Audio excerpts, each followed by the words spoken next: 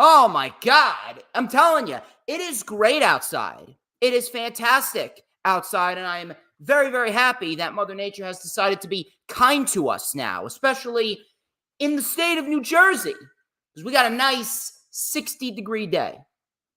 A nice 60-degree day, and I'm very, very, very happy about that. Now, as you know, you take a look at your calendar, you take a look at the time, and you already know what I'm about to say next. If you don't know what I'm about to say next, then clearly you've been living under a rock and you haven't been paying attention, because it's Saturday, and you know what that means. We're live, ladies and gentlemen. I am the one and only DJ Storms, and I would like to welcome each and every single one of you back here to the greatest fucking show on earth, as we are streaming live on 4 different platforms across 1, 2, 3, 4, 5, 6, 7, 8 different accounts. And as per usual, we're going to get down to the nitty-gritty, getting down and dirty, talking some good old-fashioned pro wrestling on a Saturday.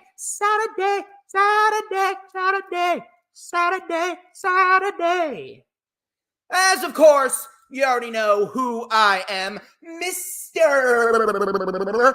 Controversy and the operator of the best damn X, formerly known as Twitter, handle, no.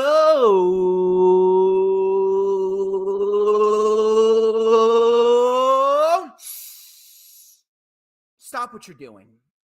Stop what you're doing, because there is an oh-so-familiar scent in the air. So here's what I need y'all to do. I need y'all to take a nice big inhale, and I want you to go, oh. You got to do it twice. So nice. You got to do it twice. I want you to hit it a second time with me. So please, people, if you can, please do it with me and go, oh. You got to hit the hat trick.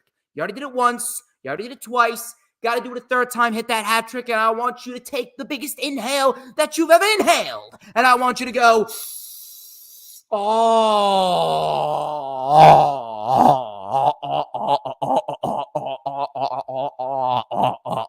shit. Do you smell that? Oh my God, that is succulent. That is tasty. Do you know what that is? I will tell you what the fuck that smell is. That is the smell of pure motherfucking excellence. Wait for it. Wait for it.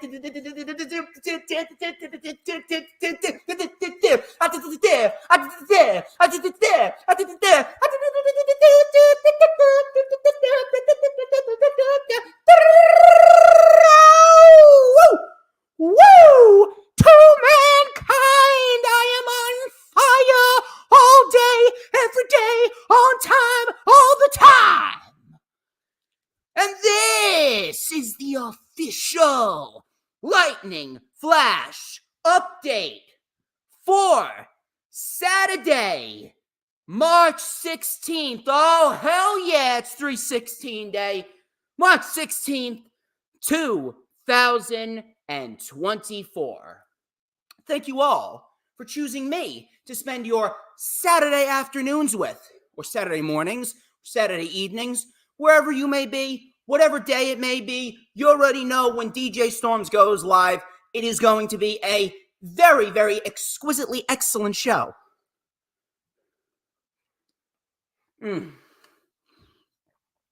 Gotta calm down a little bit here. I don't want to waste too much energy on the beginning. Anyway. Couple of announcements I would like to make before we get into the festivities. I have officially been monetized, ladies and gentlemen. So if you go down in the chat on my YouTube channel, if everyone could go down to the bottom on the right side, if you're watching on YouTube, you can send your super stickers and super chats. Send them in, and I will be creating very special channel memberships. You will be getting very special emojis. You'll be able to send my face as an emoji. You'll be able to send JV Thunder's face as an emoji. You'll be able to send a blue fist with a lightning bolt in it as an emoji. And I'll be doing very special channel membership videos. You can do the beginner's plan, which is, I would say, $3.99. You could do the Eye of the Storm plan, which is $9.99. And then you got the best one, the DJ Storms approved membership plan, which is $14.99. So people, if you're looking for some membership plans, go and check it out. Or if you want to, send your super stickers and send your super chats, because I am going to be moving up in the world sooner rather than later. Anyone that's watching on Twitter or anyone that's watching on Facebook, please migrate over to my YouTube channel and start sending those super chats and super stickers. And you can also send me super thanks as well. Either way, it helps me out and it helps the channel out. So please go send them in if you can. In addition to that, please make sure that you follow me on social media, whether it be on X or Instagram. My social media on X and Instagram is @HistoryMakerDJS, because I make history in everything that I do. So please go follow me over there. You can add me on Facebook as well. For collaborations and business inquiries, please send me an email. My email is, of course, StormsTakeOver@gmail.com. You can also like the official DJ Storms business page, and I may just send you an invite to join the official DJ Storms Posse group on Facebook. That is, all of those links are in the very description of this stream if you're watching on Facebook or on YouTube. In addition to that, people, please make sure that you go and check me out on Rumble. My Rumble is DJ Storms, as per usual. We got a nice solid 20 people watching. Now, that's what I like to see. Nice solid 20 people watching. If you haven't already done so, please make sure you migrate over to my YouTube channel as well, so that way we can get some more people over there and maybe we can get some super chats flowing sooner rather than later. Check me out on Rumble. The link is in the description. If you're watching on Rumble, go check me out on YouTube. The link is in the description. Please make sure, if you haven't already done so, that you hit the like button.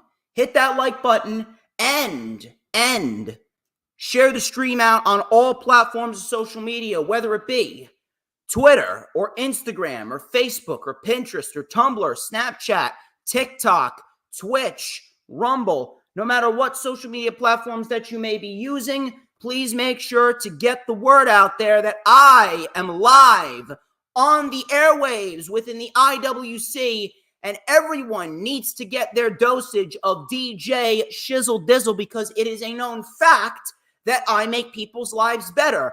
I don't make the rules. Yes, I do. In addition to that, please make sure to hit the subscribe button, whether it be on my channel or the Hardcore Sports channel. We are very, very close to hitting 1,000 subscribers for the Hardcore Sports channel. It is very, very important that you help out Hardcore Sports. And of course, me, I am on the road to 2,400 subscribers. Please go help me out over there. And of course, like I said, super chats and super stickers, they're open right now. Send them on in. Help me out, because I deserve some praise. I deserve a little bit of dough for all the fucking work that I do. I have been the most prominent and the most vital non-paid content creator for a long, long time. I think I deserve a few extra bucks just for the hard work that I do. 20 fucking pages of notes every fucking week. In addition to that, be sure, whether you're watching on my channel or Hardcore Sports, be sure to hit that notifications bell with a huge coup de grace, because that way you are going to know whenever I pop up on YouTube. Because whenever I pop up on YouTube, oh, baby, it is the absolute best fucking time to be on YouTube. Do you know why? Because it is the only time that you are going to see this glorious sideburn chin strap combination and this beautiful mustache right here. You already know. Hold on. It's in here. Oh, yeah. Oh, yes. Oh, yeah. Look at that shit. Look at it. What does that say? That says ace. You know why? Because I am the motherfucking ace of the IWC. Hold on. I gotta. Oh, my God. I gotta blow on it. It is hot. It is sizzling. We're going to let it up right here on the LFU on 316 day. Oh, hell yeah. With a little and a dash of and a whole lot of because like hot, fresh, steaming pierogies and grilled cheese right off of the frying pan. I am just so good. I am scrumptious. I am the tastiest snack in the IWC, and everybody, and I mean absolutely everybody, who wants a piece of the Storms Meister. Paul, aka the Shooter, thank you very much for joining. Paul, I'm monetized now. I am monetized now, so if you want to, you can send me some super stickers and super chats, and if you guys are lucky, I might read them at the end of the stream, so please make sure you get them in before the stream is over. Now then, enough of the self-brand promotion and the advertisements. Why don't we get straight into the festivities here on the Lightning Flash update? Why don't we start off with the major topic of discussion today? I usually save the major topics for later on in the stream, but I may as well do it first. LA Knight. LA Knight has quickly become one of the most popular acts on WWE TV.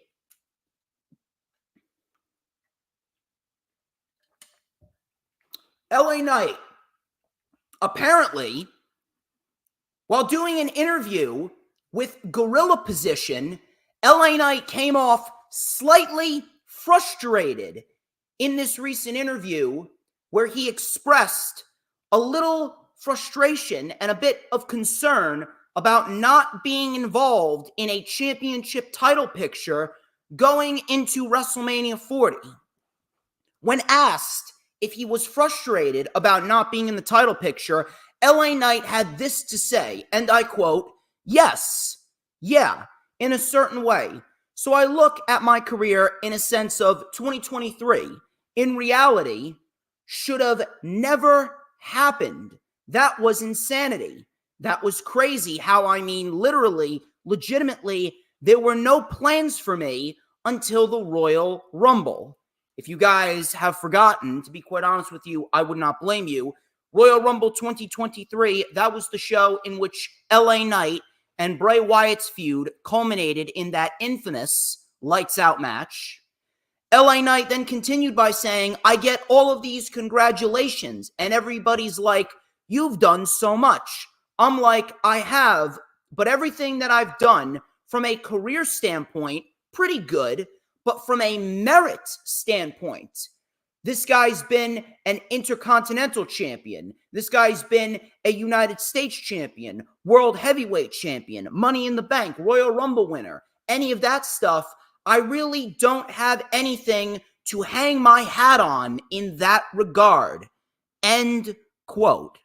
Now, clearly, you could tell by this interview that he came off rather tame. You could tell by this interview that he came off rather controlled, rather relaxed, rather professional, but I can read between the lines. I've become a pretty good individual when it comes to reading in between the lines, when it comes to professional wrestling interviews and when professional wrestlers discuss certain topics. And you could tell throughout all the calmness, throughout all the professionalism that LA Knight puts out there in this interview, you can tell that there is a little bit of frustration in there.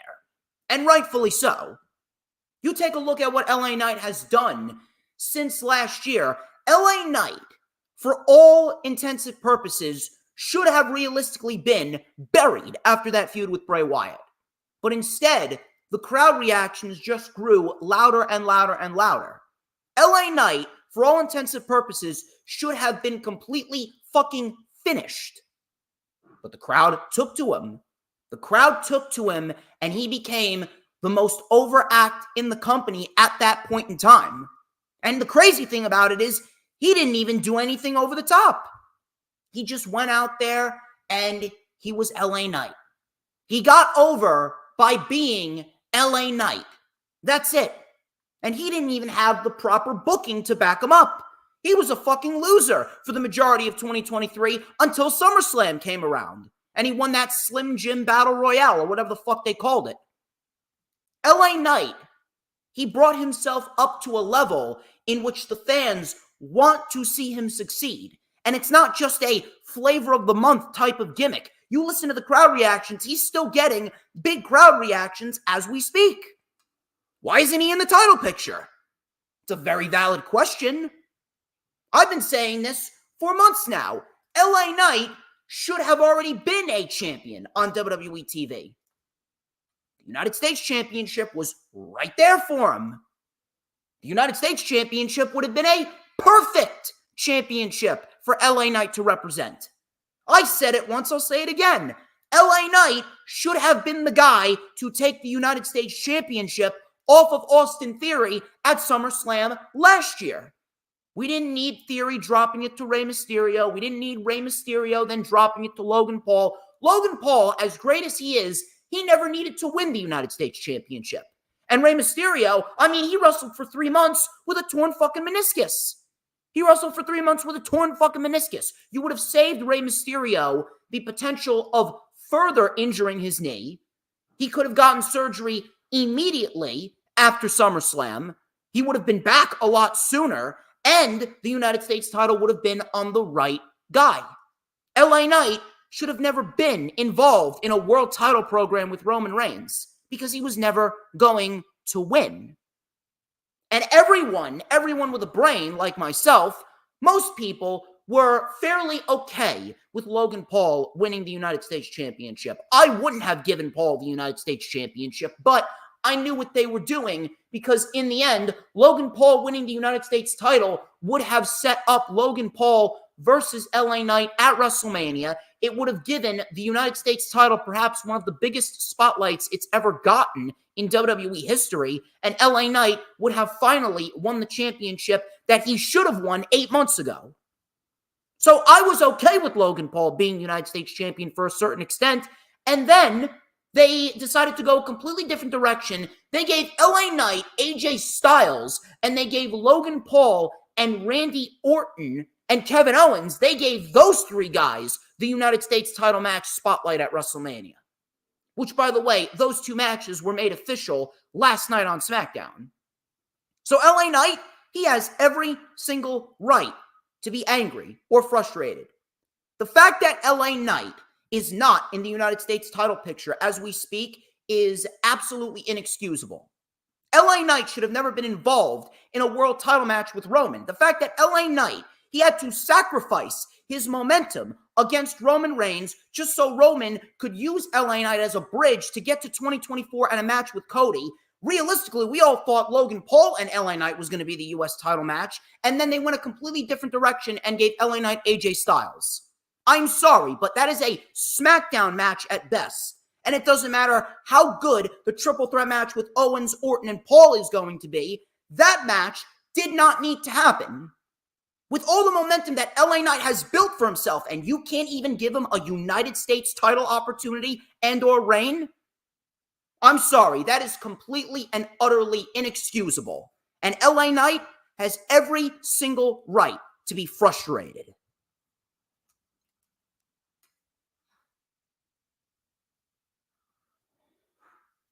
Moving on here. Shelton Benjamin, he has been released for a little bit now. He has not been involved. In professional wrestling for a little bit as we speak. According to Fightful, Shelton Benjamin and AEW have had a couple of discussions in recent weeks. Now, I'm not sure how far along these discussions are. I am not sure how long they've been having these discussions. I'm not sure what the mentality of AEW and Shelton Benjamin is right now. but I know that Tony Khan, he must respect Shelton Benjamin a lot. I respect Shelton Benjamin a lot. He is a fantastic professional wrestler, and even at his age, he has managed to keep himself in phenomenal shape. But does AEW really need Shelton Benjamin? Normally I would be okay with this, but there is a lingering issue over AEW right now, even though 2024 has been a very solid year for AEW, even though 2024 has been very good for the show, for the most part, there is still a looming sense of disorganization within the company. There is still a looming sense of a company that has zero structure. Now, granted, Revolution and these last couple of weeks, these last 2 weeks of AEW television have been very focused. We've had a great sense of structure. We've had matches and storylines continuing from week to week, show to show. We've been getting matches announced well in advance. We've been getting a lot of good advertising as well. I mean, you take a look at the ticket sales. The ticket sales have gotten a lot better. You take a look at the ticket sales for the Canadian shows, and we got 5,000, 6,000, 7,000 tickets sold for each show. So they're treading in the right direction, but there is a major sense of disorganization between the AEW and the Ring of Honor rosters. See, AEW is certainly getting better, but Ring of Honor and AEW still cross-correlate. We need to split those rosters in two. We need a certain sense of structure where certain people are on certain shows, certain people should be on Ring of Honor, certain people should be on AEW, and you should not cross-correlate unless you have plans to move Ring of Honor people over to AEW programming or vice versa. We should get certain feuds on certain shows, certain feuds that flow from week to week. There is still a sense of disorganization. So I don't think bringing in Shelton Benjamin right now is the best decision. No disrespect to Shelton Benjamin, though. Shelton Benjamin is great at what he does. Shelton Benjamin is awesome. But I don't think AEW really needs Shelton Benjamin right now because of that sense of disorganization within the company. Now, the organization has been a lot better. The structure has been a lot better. AEW this year has gotten themselves on a nice hot streak. They're putting on really, really, really good shows, especially coming out of Revolution. However, there is still a sense of disorganization between AEW and Ring of Honor. If Shelton Benjamin is to be brought in, he's not going to go anywhere on AEW TV. He's going to be set for Ring of Honor. Now, that could very well help Ring of Honor out in the long run, but as we speak right now, Tony Khan has not treated Ring of Honor like a priority. He's treated it like AEW Dark 2.0, and that's not right. So as we speak right now, does AEW really need Shelton Benjamin? The answer is no.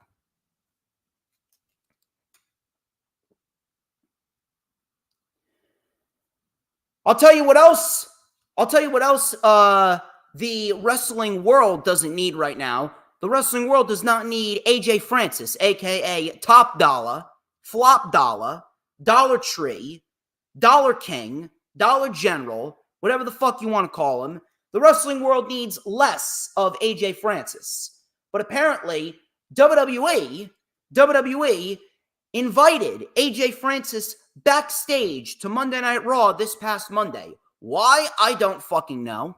And to be quite honest with you, I'm not going to go asking questions, and I hope to God that this is not going to result in a return. Now, I am going to reserve my judgment here, but I think I may have something that may cross-correlate AJ Francis's appearance backstage at Raw, and then there is a very, very, very interesting announcement that came out the other day regarding WrestleMania weekend and a GCW event. And we'll talk about that in a little bit. But AJ Francis was backstage at Monday Night Raw this past Monday. Why? I don't know, and I do not give a shit.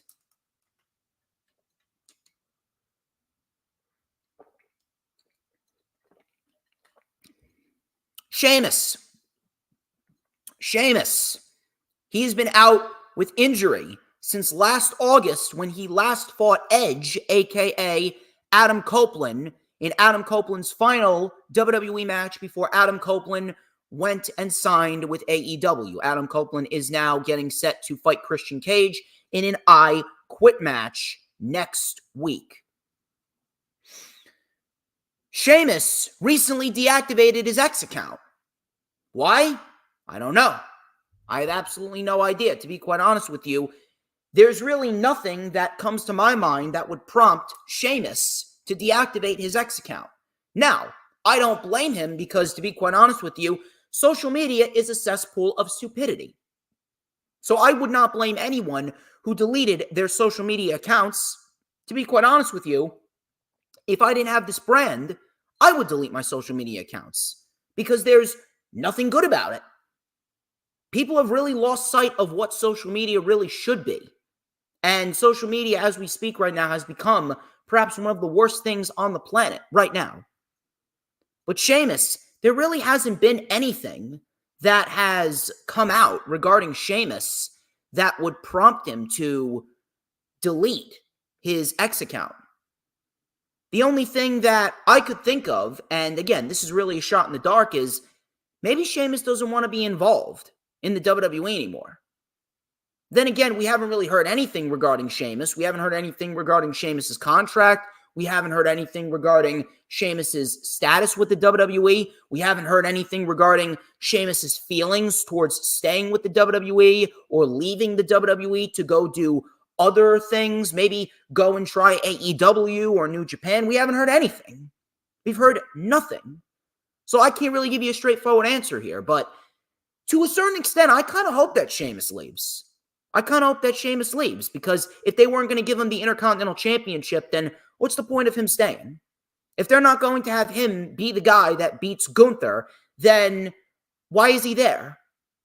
Why is he still there? Because if Sheamus doesn't win the Intercontinental title, what's he going to do? Sheamus is essentially going to be a glorified enhancement talent. And Sheamus deserves a hell of a lot better than that.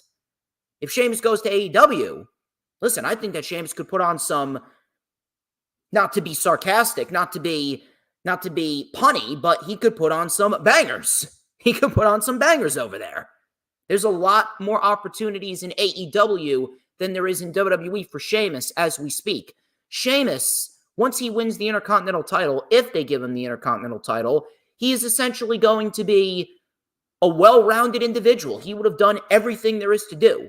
He's perhaps the greatest Irish professional wrestler in WWE history.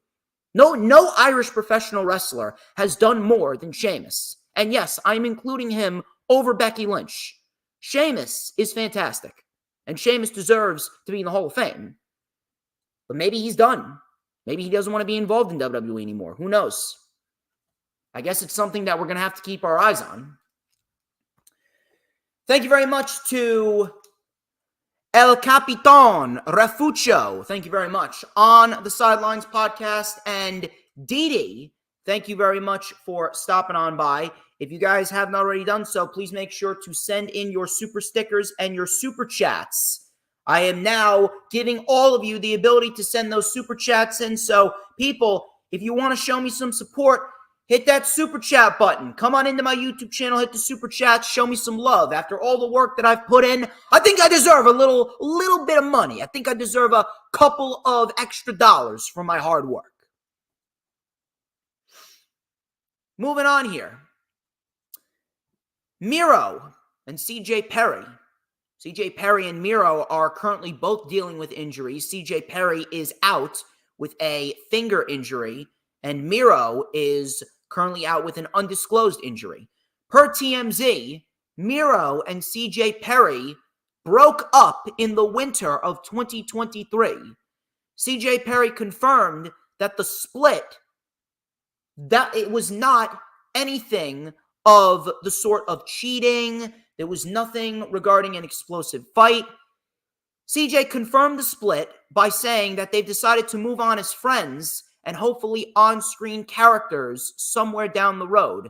TMZ sources says that there wasn't an explosive fight, nor was there any evidence of cheating. They simply grew apart over the years, and they will be getting divorced very soon. Now, I really don't care about anything that goes on in a wrestler's personal life because it's not my business. I don't care. I care about what goes on TV. I care about getting a good show, and I care about those individuals portraying the characters that we all know and love on television. Whatever goes on in their personal life, that is their business. That is not my business.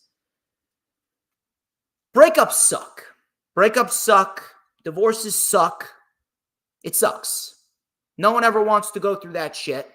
But I guess the best possible thing that could have happened is the fact that there was no cheating. There was no fight. They simply grew apart over the years, and the split was mutual. I wish them both the best. I wish Miro the best, and I wish CJ Perry the best. I am not sure what is going to happen as far as those two go in the future. I'm not sure what is going to happen. I'm not sure if they are going to work together in the future. Realistically, if they're signed to AEW, them working together in the future realistically would be the best possible outcome. But as we speak right now, they're splitting up. They're getting divorced. I wish CJ Perry and Miro the best, and I hope that they find immense success in their lives and careers after their divorce.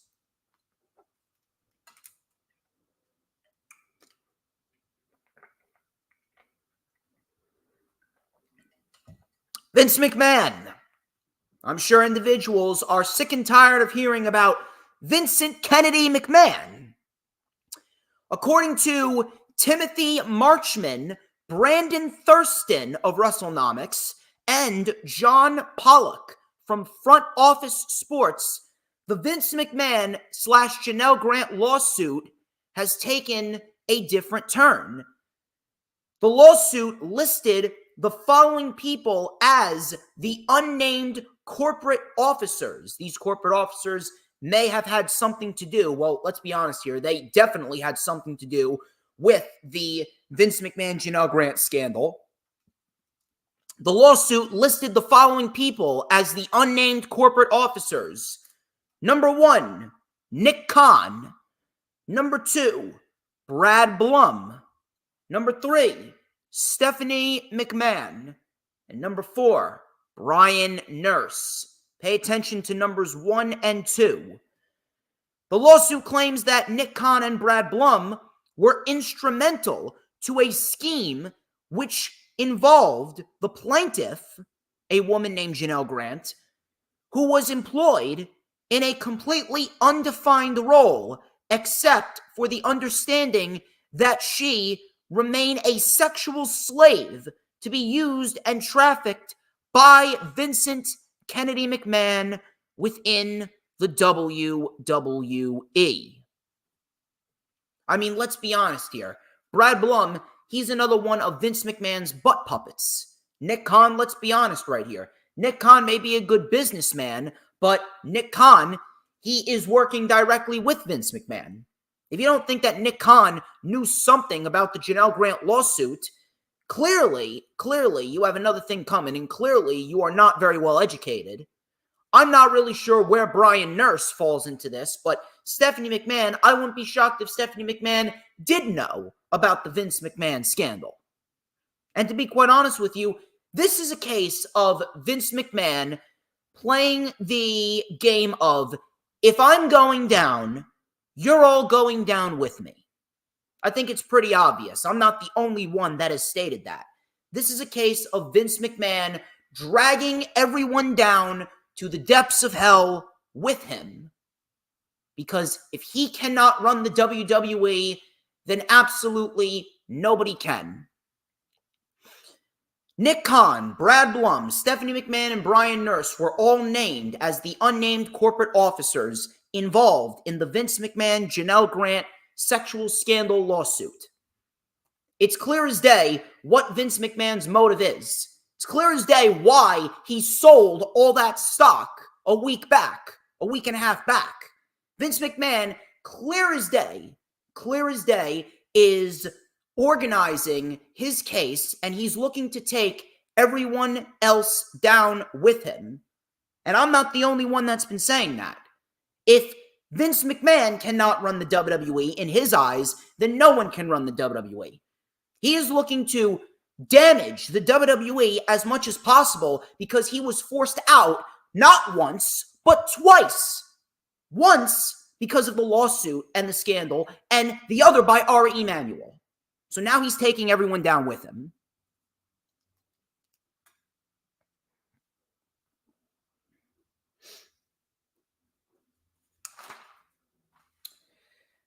I got a report from PW Insider. This is actually a positive report.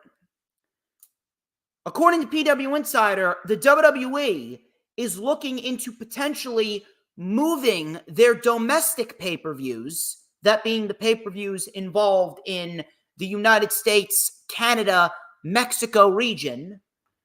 They're looking to move their domestic pay-per-views to an earlier start time of 7 p.m. Eastern Time. However, no final determination has been made. Now, if this is the case, I really do hope that this becomes reality. I, honest to God, don't know why these pay-per-views are starting at 8 p.m. anymore. The WWE could very well be moving their pay-per-views back to 7 p.m. They should have never been moved from 7 to 8.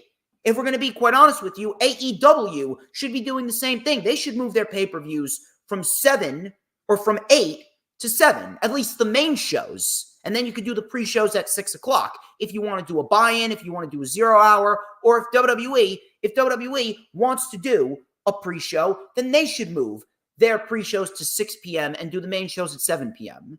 With how much content is consumed within these two companies, especially WWE and AEW's pay-per-view content, putting them at 8 o'clock, it's just so outdated because they tend to give a lot of these matches a lot of time. And I think a lot of people would rather be out there by 10 p.m. or 11 p.m. rather than midnight if we're going to have a pay-per-view that's going to last 4 hours. So I hope that all pay-per-views and premium live events are moved.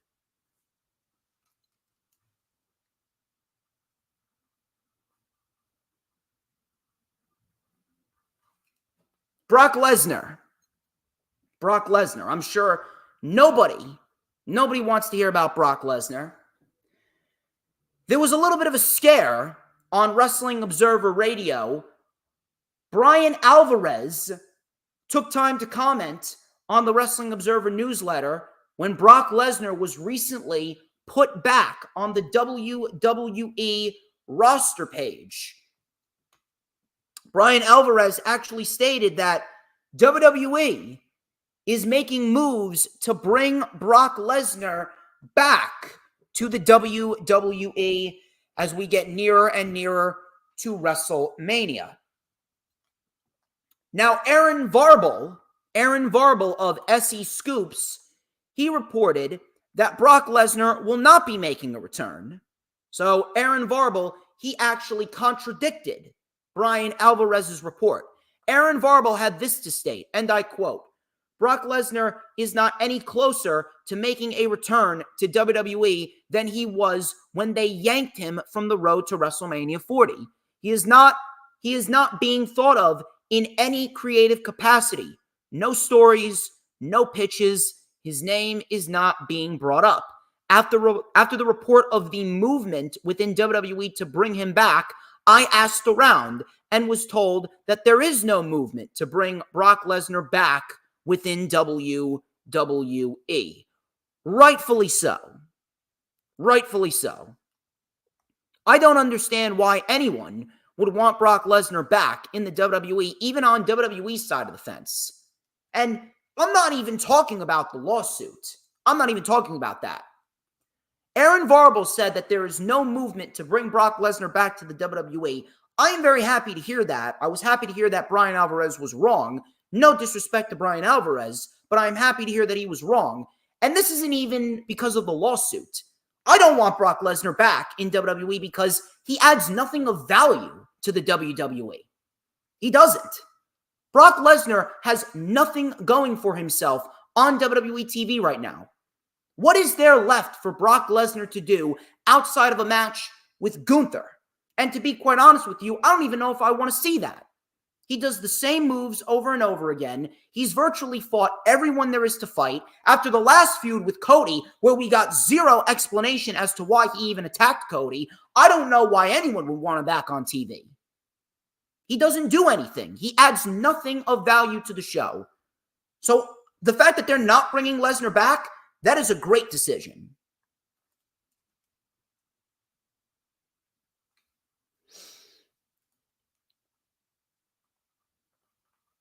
This report kind of came out of nowhere. An announcement was made a couple of days ago where Shayna Baszler was booked for a GCW event during WrestleMania 40 weekend. Pretty much came out of the blue, and everyone was asking, well, what the fuck is going on? Am I seeing this correctly? Shayna Baszler is still a part of the WWE. She has not been released. She has not been fired. PW Insider came out with a report in relation to what we saw regarding that promotional tweet of Shayna Baszler showing up at a GCW event. PW Insider's report stated that there may be additional announcements coming out with other WWE talent working for GCW during the WrestleMania 40 weekend. Now, the question here is why? Why all of a sudden, pretty much out of nowhere, are we getting people like Shayna Baszler, WWE contracted professional wrestlers?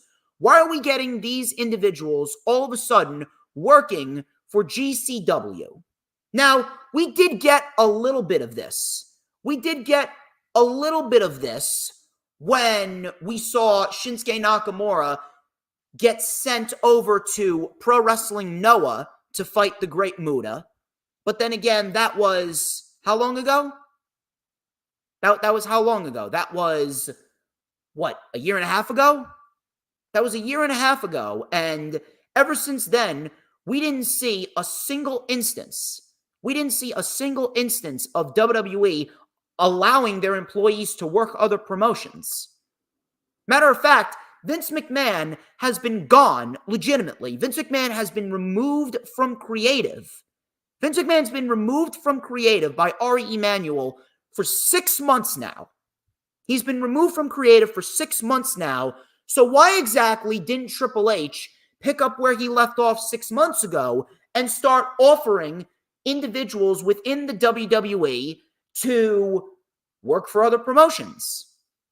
Why exactly did he wait till now?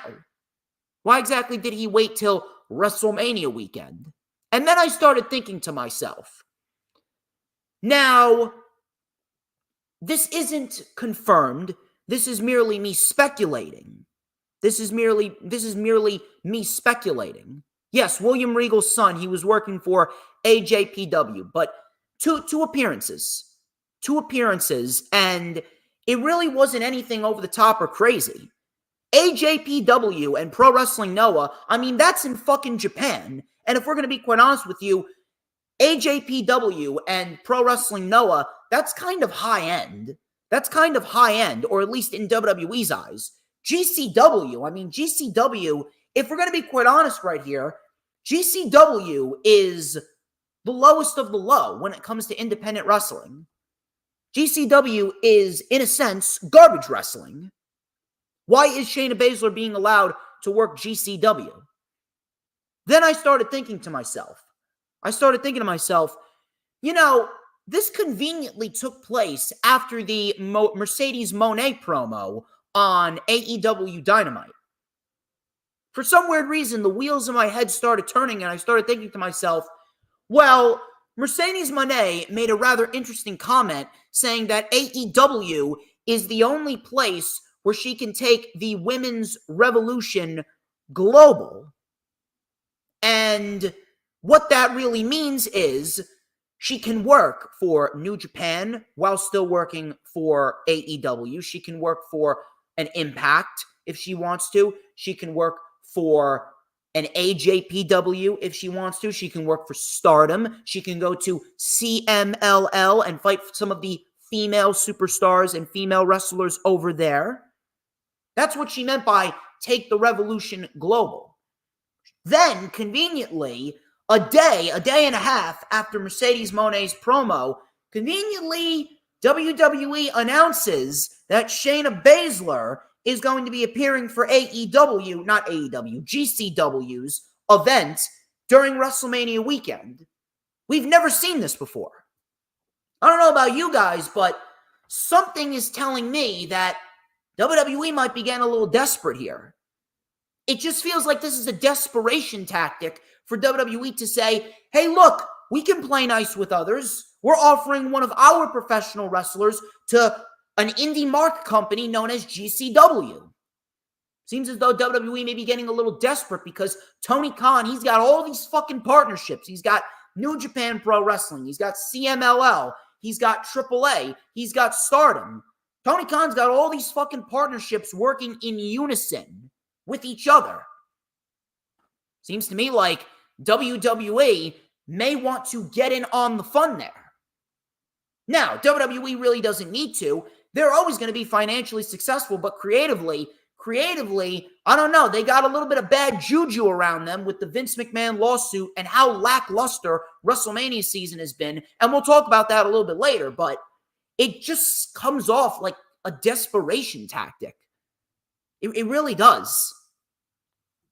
Why is Shayna Baszler booked for a GCW event on WrestleMania weekend? Now, I'm happy that WWE is allowing her to work another promotion, but it really is coincidental that Shayna Baszler, literally a day and a half after Mercedes Moné's promo on Dynamite, in which she said, hey, AEW is the only place where I'm going to take this revolution global, rather coincidental that Shayna Baszler was booked at a GCW event, and it's really coming off like WWE is desperate. WWE is desperate to gain some new partnerships and new connections that they're pretty much shoving Shayna Baszler out there and saying, hey, look, we're offering Shayna Baszler to an indie mark company known as GCWC. We can play well with others. I don't know about you guys, but it really is coming off as a scenario in which WWE doesn't really want to do it, but they're doing it to try and prove that they have some good intentions involved. I don't know. That's just me. Just seems rather odd that Shayna Baszler was booked for it immediately after Mercedes Moné's promo. Pretty much like that. 24 hours later. Booked.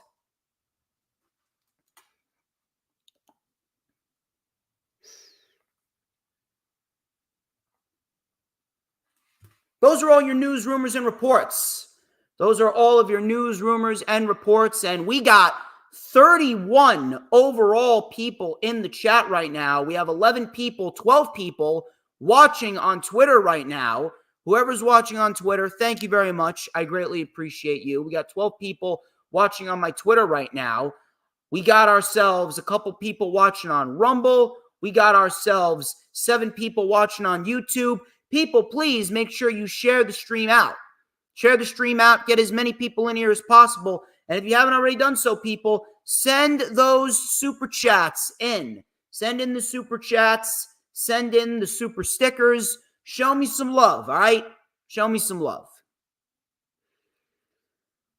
Let us move on. Let us move on to our weekly show reviews. We got ourselves 4 weekly shows to go over. We got ourselves Raw, we got Dynamite, we got SmackDown, and we got ourselves Rampage. Let's talk about Monday Night Raw first. I'm gonna completely be honest with you right here. I don't know what it is, but I've been watching WWE TV very, very closely since the start of the year. I have. And I was very, very, very happy with the way that WWE TV was treading going into 2024. Matter of fact, you take a look at that first week of WWE TV. You had Day 1 Raw, you had SmackDown New Year's Revolution, and we started off the build towards the Royal Rumble. I was very, very happy that WWE TV, it felt more focused, They were putting more wrestling on the show. It felt different. It felt different. Then, coming out of the Royal Rumble, I don't know what it is. It's almost like they just gave up. It honest to God feels like they just gave up and they're giving us the bare minimum going into WrestleMania 40. This week's WWE TV, Raw and SmackDown this week, not that good at all.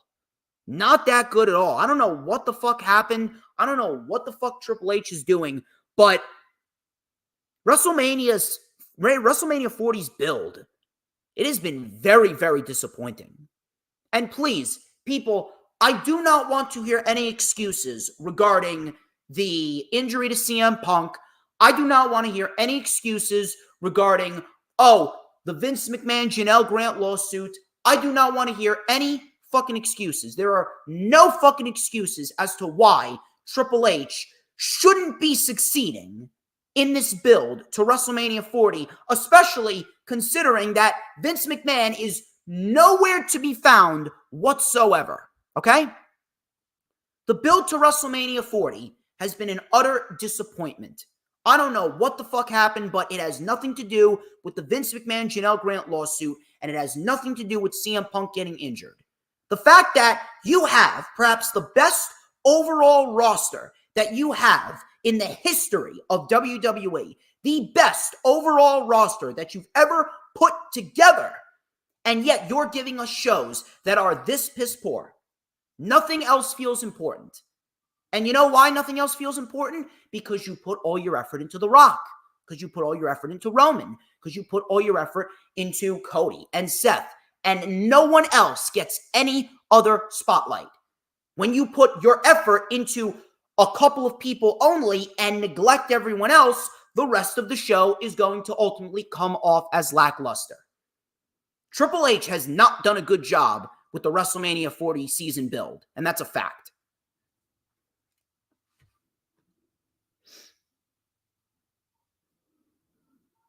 Drew McIntyre,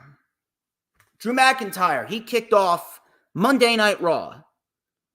Drew McIntyre kicked off Monday Night Raw, and Drew McIntyre, he trashed Seth Rollins for accepting the Bloodlines challenge, pretty much saying the same thing that he's been saying. He then says, Drew McIntyre, what did he say? Did I write down shit right? Yeah, I did. So the crowd was chanting what? Drew McIntyre then said, the bigger picture is not Cody Rhodes, it's not Roman Reigns, and it's not even Drew McIntyre. The bigger picture here is The Rock. The bigger picture is The Rock, he said. We started in carnivals, and then we went to the arenas.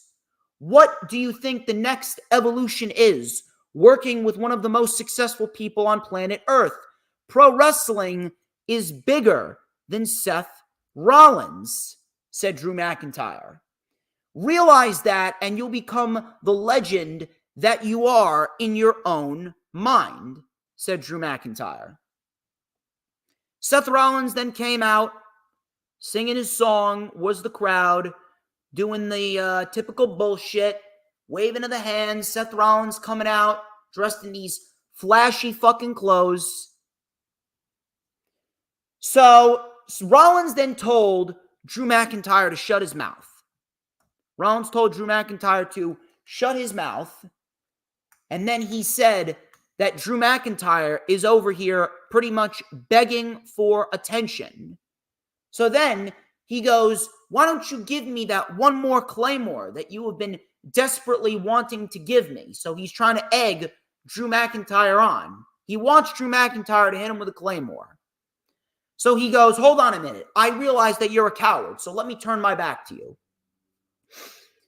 So Drew then said Rollins was right. You told me that I need to get over the bloodline. He then laughed like Seth Rollins. He then said, I took your advice, and I did it for Raw, and I returned the favor. I gave you your own advice, but you didn't listen. All Seth Rollins cares about is Seth Rollins. Rollins then said that you're starting to remind him of someone. The crowd chanted CM Punk. Rollins said, I thought Punk was the biggest hypocrite in the world until I met you. You're looking to be an honorary member of the bloodline. I have a feeling that you want them to get involved in our match. You beat Cody, you beat Jay, but can you do it without the bloodline? I think that you'd love to have the bloodline take the world title, off of me. But it won't happen because night one, me and Cody are going to take down the bloodline, and then the same thing will happen to you on night two. And the last thing that you'll hear is the people singing my song. Crowd then sang his song. Drew McIntyre then said he knows what Rollins is trying to do. Rollins wants him to swing, but there is nothing that he can say that will provoke him. Drew then walked away. Rollins then said, you know why I haven't paid you much attention as of lately? It's because you're the thing that I'm worried about the least. Drew McIntyre then teased getting back into the ring, but ultimately he walked away. I'm not going to sit here and say the promo was bad, but again, how many times have we heard the same song and dance with Rollins and Drew McIntyre? At this point, it's almost like they're just pretty much saying to themselves, yeah, we got nothing else to do. We're just going to bide our time and give you the bare minimum going into WrestleMania. It's like they have nothing left to offer. It's like Triple H is just saying, here you go. We've had these two individuals say the same thing over and over again for a couple weeks now. But hey, the match at WrestleMania is going to be great. That's pretty much what he's saying. It's pretty much what he's saying.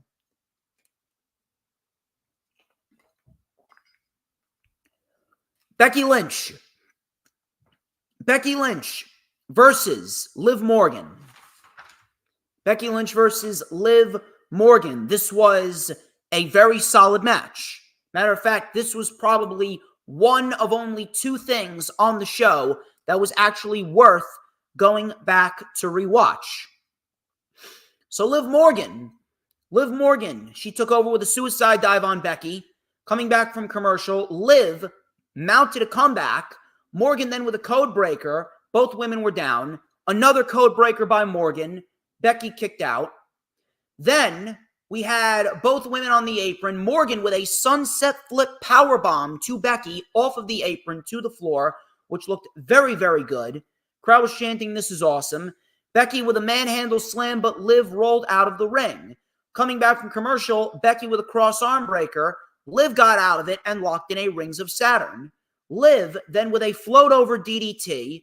She then went for Oblivion. She got it, but Becky rolled out of the ring.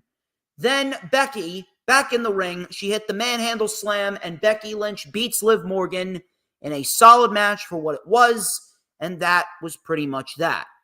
Afterwards, Rhea Ripley then came out. She had a little face-to-face with Liv Morgan, and I'm assuming that Liv Morgan is going to be an opponent for Rhea Ripley after WrestleMania is over, because in no way, shape, or form should Becky Lynch be beating Rhea Ripley at WrestleMania. Rhea Ripley then asked Becky if this was all worth it. You get into these fights, and you said that you would fight anyone, anywhere, anytime. You said you'd do it for your family? Or are you doing it because you have to prove that you are still the best, but deep down you know that I am better than you? So Rhea Ripley is pretty much just egging on Becky Lynch, trying to get under her skin. Rhea Ripley said, all you want, Becky, is an excuse as to why you couldn't beat me, and you'll be nothing but a disappointment. Becky then said, I doubted myself, and that doubt that I had planted a seed, and it turned into a tree. But you see, when people believe in me, I'm good. But when people doubt me, I'm great. And then if it's me against the world, then the world doesn't stand a chance. And that was pretty much it. It was pretty much 6-7 sentences of dialogue. It's pretty much it. Very, very weak promo.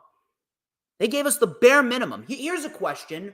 Why is it that we had 3 weeks of a break in between the first promo and the second promo? Why are we not getting these zingers like we would usually get? Why are we not getting these cutthroat promos that we should be getting with Becky Lynch and Rhea Ripley? Why are we not getting these real, gritty, passionate promos that we should be getting with Rhea Ripley and Becky Lynch? I swear to God, it almost feels like Rhea Ripley and Nia Jax had a better build towards the Elimination Chamber match that they had, more so than Becky and Rhea's had. What are they doing?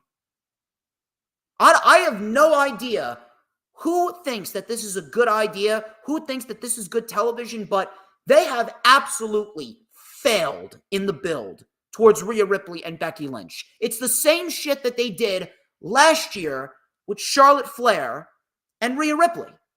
They gave you the bare minimum last year going into WrestleMania 39 because, we're going to have a great match. We're going to produce a great match. They're going to tear the house down. So you know what? We don't really need to give anyone that much of a build.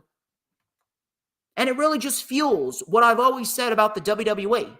And this is why I really have a hard time watching WWE TV, especially in the last few weeks. Because WWE, and you could just feel it. You can feel it oozing off of the television. WWE gives you the bare minimum. They barely put any effort into anything that they do because they are lazy. They don't care. They already sold 60,000 tickets. They sold 60,000 tickets. They are already set in their ways that they're going to have a great WrestleMania. They got all this money flowing into their pockets. The more money that they make, the less and less that they give a shit. That's pretty much it. Whether you want to admit it or not, the build for WrestleMania has been shit for no other reason other than the fact that WWE creative is lazy. That's just who they are. It doesn't matter who is in charge.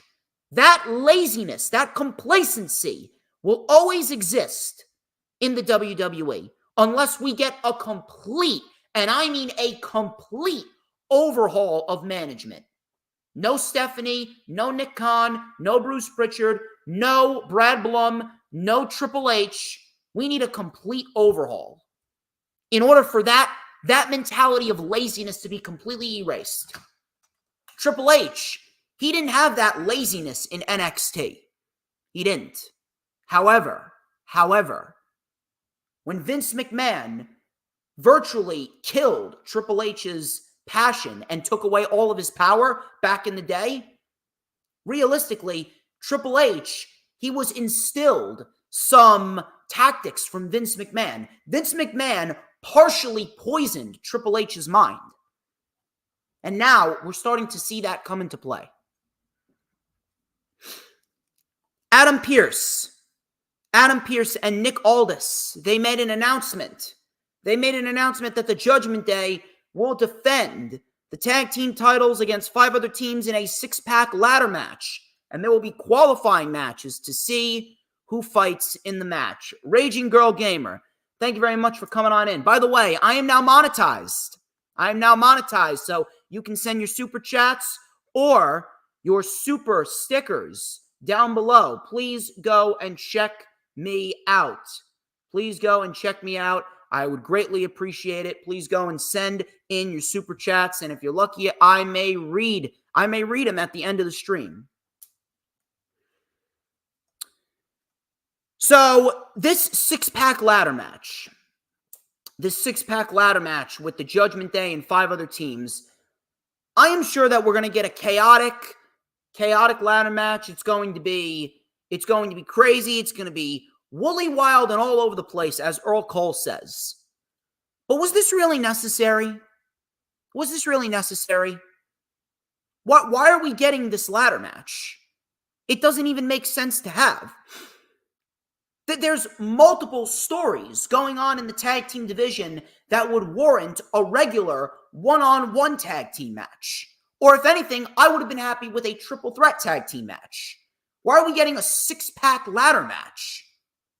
And I know there's going to be some people out there. I know that there's going to be some people out there that are going to go on and say, well, you know, when AEW did it back at Full Gear in November, I didn't see you complaining then. There is a difference between what happened back then at Full Gear with that four-way ladder match versus what is happening now. And the difference is story. You see, when Ricky Starks and Big Bill won the tag team titles from FTR, there was no story for the tag team titles going into Full Gear. So they took the LFI, they took the House of Black, and they took FTR, and they put them together in a fatal four-way ladder match. It was literally built in 3 weeks. It was built in 3 weeks. So if you have a scenario like that, where there's no story, but you want to get these teams on the show, then I would be semi-okay with it. There was no story. So what are you going to do? You can't leave the tag team champions off the fucking show. You can't. You cannot leave the tag team championships off the show. So what did they do? They put 4 teams in there at Full Gear in a fatal four-way ladder match. Meanwhile, you take a look at WWE's tag team division, which has essentially been revitalized. WWE had multiple storylines going on in the tag team division. They had the storyline of DIY and their rise to the top, their rise to the tag team titles. You have the New Catch Republic, and the fact that Tyler Bate has essentially resurrected Pete Dunne's career, and now Pete Dunne is back to being Pete fucking Dunne. Hell, I'll even throw in the Awesome Truth. And R-Truth has had a storyline with the Judgment Day going back since November. It's a shit storyline. It's a terrible fucking storyline. It's an embarrassment of a storyline that should have never made television, but it's a storyline nonetheless. But no, let's just throw in 5 other teams with the Judgment Day in a 6-pack ladder match and negate all the other story that we've seen going on in the last several months. I'm sorry, but this is going to be an absolute mess. This is going to be a fucking mess. I'm sorry. I'll tell you what else is a fucking mess. Maxine Dupree is on television. Maxine Dupree and Ivy Nile, they took on Candice LeRae and Indy Hartwell. Candice LeRae actually got in Maxine's face, and she was talking about how she doesn't belong there, and all the girls in the locker room are laughing at you. And she said that your dead brother would be embarrassed if he was around to see this. Maxine was legit about to cry, and then she walked off. Indy hit her with a big boot, and she got the win. This was fucking awful. And I'm looking at this, and I'm like, how is this a Triple H produced Monday Night Raw? What the fuck are we doing? Why are we bringing a scenario in which Maxine Dupree is being validly criticized, is being rightfully criticized for her terrible in-ring ability? Why are we bringing that to television in a storyline with Candice LeRae? I don't even give a shit if it's making fun of Maxine. The fact that they are bringing that, they're essentially trying to make a mockery out of it. And they had Michael Cole saying, hey, Maxine's proving that she belongs. No, she's fucking not. She's not a good wrestler. It's the same thing. It's the same thing as when CJ Perry was in WWE and she was wrestling. I mean, come on. Listen to this. Imagine this. Instead of having the women of WWE TV, instead of having the overall division go out there and showcase to everyone why they are the best women's wrestlers on the planet, you have Candice LeRae bullying Maxine Dupree. Again, it's a storyline, and I don't give a shit about it. Let the storyline be. It's a storyline, and I'm not gonna throw out a cancel Candice LeRae hashtag. I don't give a fuck about that. But the fact that you have a soap opera drama, you have essentially a teen Nick drama storyline, a Degrassi-esque storyline. You have yourselves a bullying storyline. You have a soap opera drama storyline. on TV in the women's division instead of letting the women go out there and fucking wrestle. I am sorry. That is absolutely inexcusable. That is inexcusable. That pisses me off. Maxine Dupree should be nowhere near television. And Candice LeRae should be being built up in the singles division. Candice LeRae, there is no excuse as to why they can't build up Candice LeRae to be a contender for Rhea Ripley. No excuse. This was fucking awful. What a terrible idea. Get Maxine off of TV.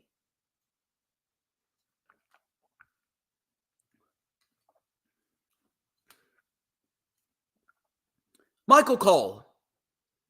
Michael Cole interviewed Cody Rhodes. Cody said that, it feels good to slap your boss. He then praised The Rock as a wrestler, pretty much coming off very, very professional instead of being a very cutthroat individual here. He said that Rollins has always had his respect, and he'll happily go in there with Rollins and go to war with him. He goes, this is my chance to finally have a fair shot at Roman Reigns. Cody then asked Michael Cole if he looked nervous, because he is.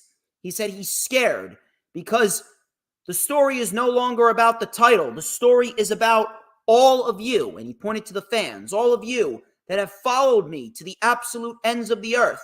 Fans like my sister, fans like my mother. And he started crying. He started crying, which gave The Rock ammunition to shit on him on SmackDown on Friday. Cody then stated how my wife, my number one fan, Brandy Rhodes, the story is beyond me, but it is up to me. Roman, we are no longer in the third inning. We are in the last inning. Let me tell you something, Cody. We have been well past the last inning. We have been in the fucking 43rd inning for the last 365 days. The final inning should have taken place last year. Whatever the fuck Paul Heyman and Roman Reigns are trying to spew to you is a bunch of bullshit. We're not in the third inning. We're in the fucking 43rd inning. This baseball game has gone well into the wee hours of the morning. The sun is about to rise. I'm fucking tired and I want to go home. He said, Michael, at WrestleMania, you'll get to say that a Rhodes is finally the undisputed Universal Champion. You'll be able to say that Cody Rhodes finished his story. And that was that. Pretty typical Cody Rhodes promo. Minus the crying, he actually came off fairly okay. Although I am still kind of disappointed that we have not gotten a real zinger that really hits home when it comes to Cody Rhodes and The Rock and the build that we've seen. It's been very, very cutthroat and dry. It's been very, very, very, very lame when it comes to Cody and Rollins. Rock is like the center of attention here. Rock has essentially made himself more important than everyone else, and I hate that. That's not right. Becky Lynch and Liv Morgan were attacked by Nia Jax in the back. I'll give you one guess as to what this resulted in. What did it result in? Let me take a sip of my ice water and then you can tell me. Fuck it, I'm going to tell you anyway. This resulted in Becky Lynch versus Nia Jax again. Third time this year.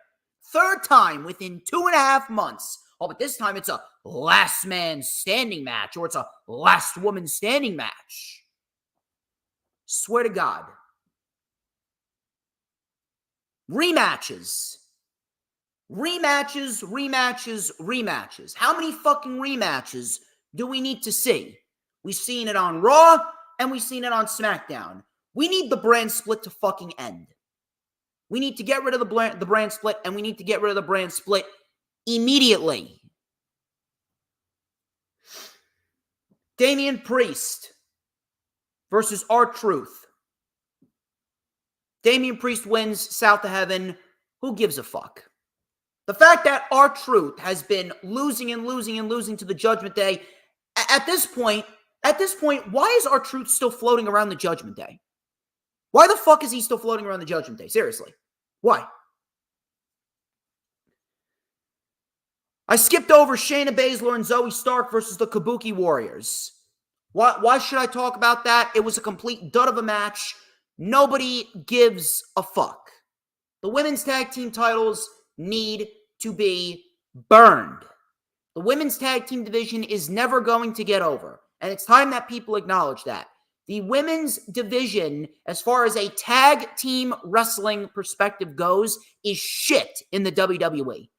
We do not need a women's tag team division. We need the tag team division to go bye-bye, and we need to start building up other women in the singles division, women that have not gotten an opportunity in the singles division. Women like Shayna Baszler, women like a Zoe Stark, women like a Candice LeRae, women like an Ivy Nile, women like that. Jey Uso, the master of Yeet, Jey Uso. He came out and he basically challenged his brother Jimmy to a match at WrestleMania. Very simple promo, barely went 3 minutes. And that was pretty much that. It was very, very short, sweet, and to the point. And we're going to get Jay versus Jimmy at WrestleMania 40, which is the original plan that we should have gotten coming out of SummerSlam last year. Gauntlet match. Gauntlet match. The winner of this gauntlet match gets to fight Gunther for the Intercontinental title at WrestleMania 40. And this was probably the only thing, minus Becky and Liv, that was worth going out of your way to watch on this show. So, it was Ricochet. Ricochet started this match against J.D. McDonough. So, they kicked off the match. McDonough actually got a decent showcase here. We then had J.D. McDonough hitting a Uranagi and a standing moonsault on Ricochet for a 2 count. We had a nice brainbuster by J.D. for a 2, and a Spanish fly. J.D. McDonough, if you haven't realized it by now, J.D. McDonough is a great professional wrestler. Ricochet, then with a Death Valley driver on the apron to J.D. and a springboard moonsault. Brainbuster, J.D. kicked out. J.D. then bounced off the top rope. Ricochet with a shooting star press. Shooting star press, and Ricochet advances. Out comes Bronson Reed. Bronson Reed, he took the fight to Ricochet. He delivered a running senton and a tsunami splash, and Bronson Reed advances. Out comes Sami Zayn. Sami Zayn and Bronson Reed mixed it up. Bronson Reed was in control. He was going up to the top rope with Sami Zayn. Sami Zayn hit Bronson Reed with a sunset flip powerbomb, which looked very nice. And Bronson Reed is eliminated. Sami advances.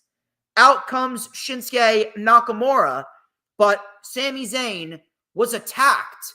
Sami Zayn was attacked by Bronson Reed, and Sami Zayn ended up receiving another tsunami splash. So we had Ricochet being taken out by a tsunami splash, and Sami Zayn, he suffered the tsunami splash as well. After that, Nakamura tried to take advantage. Sami Zayn did not allow that to happen. Nakamura with an axe kick. Nakamura went for the Kinshasa, but Sami Zayn, he caught him with a haluva kick out of nowhere, and Sami Zayn advances. Gable was the last participant.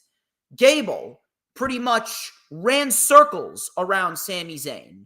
Gable was really laying in the heavy leather on Sami Zayn. He locked Sami Zayn in multiple ankle locks and was wrenching on it hard.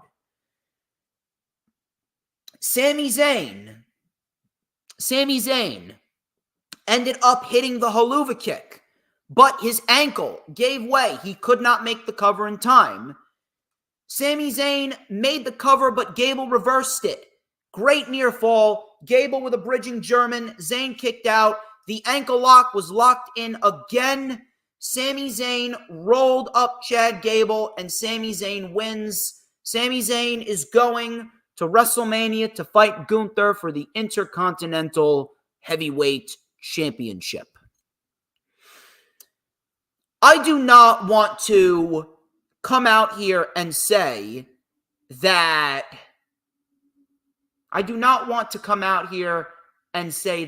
Sami Zayn is a bad choice for Gunther, because he's not. Sami Zayn and Gunther, you give them the time of day to go out there and wrestle, and you are bound to get a 5-star match any day of the week. However, as great as Sami Zayn is, the people have gravitated more towards Gable, because Gable has not yet had his moment in the sun. Sami Zayn has been a 3-time Intercontinental Champion already. Sami Zayn, realistically, should be involved in the World Heavyweight Championship title picture. That should be the main story for Sami. Chad Gable, he had a story that extended back since September. Now, they dropped it. They dropped the story and then picked it up again.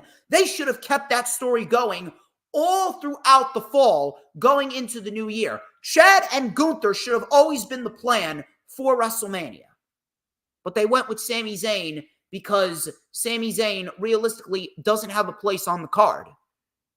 Now, I truthfully believe that Sami Zayn and Drew McIntyre was going to be the match at WrestleMania because CM Punk was going to get Seth Rollins. Now, we didn't get that. And ultimately, there were a lot of matches that needed to be shuffled around. Again, the injury is nobody's fault. However, I think that Triple H really needs to start reading the room a bit. I think Triple H really needs to take a step back, and he really needs to start reading the room, because if Triple H listened, he would have realized that Chad Gable was the best possible outcome for the match with Gunther. And Chad Gable getting that win against Gunther, I mean, it's fucking criminal that Chad Gable hasn't had a singles title reign in this company as it stands. Chad Gable is the best possible representative to beat Gunther. The only other guy that's better than Gable is Sheamus. But then again, with Sheamus deactivating his X account, I'm not sure what the fuck's going on with Sheamus. But Chad Gable should have been the guy. Ever since that feud, that little mini feud, those series of matches with Gunther back in the late summer, early fall, Chad Gable should have always been the plan. Gable should have always been the plan from the word go. And the fact that he wasn't is actually a big disappointment on Triple H's half. Triple H really needs to start listening, because in recent weeks, it has really come off as though Triple H is not listening to his audience. And you know what? The backlash that they received, that's no one's fault other than Creative's fault. It's not on Sami. It's not on Gable. It's not on Gunther. It is all on Creative. As good as Sami Zayn is, Sami Zayn did not need this. Chad Gable needed this more. And if Triple H is smart, I'd like to believe that Gunther is going to retain at WrestleMania, and hopefully we build towards Gable and Gunther some point after WrestleMania, whenever that may be. Maybe Backlash in France, who knows? Maybe Backlash in France. Either way, we need to get the Intercontinental title off of Gunther before Gunther ends up fighting and winning the Money in the Bank briefcase, because there's nobody better to win Money in the Bank than Gunther. There's nobody better. Great match, but it was the wrong outcome. That was Monday Night Raw for you. Very, very, very blah show. And it's actually quite disappointing that WWE TV is this fucking lame going into what realistically should be looked at as one of the greatest WrestleManias of all time, and the biggest WrestleMania of all time, if we're going to be quite honest here. It's really, really, really, really, really sad. It is.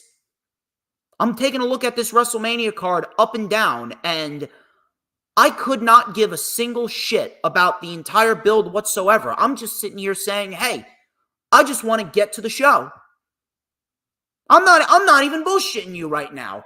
I'm actually more excited about Ring of Honor's Super Card of Honor than I am WrestleMania. Really. You take a look at Super Card of Honor. They booked 2 matches for Super Card of Honor this past Thursday on Ring of Honor TV. They booked Hikaru Shida versus Athena for the Ring of Honor Women's World title, and they booked Eddie Kingston defending the Ring of Honor World title against Mark Briscoe.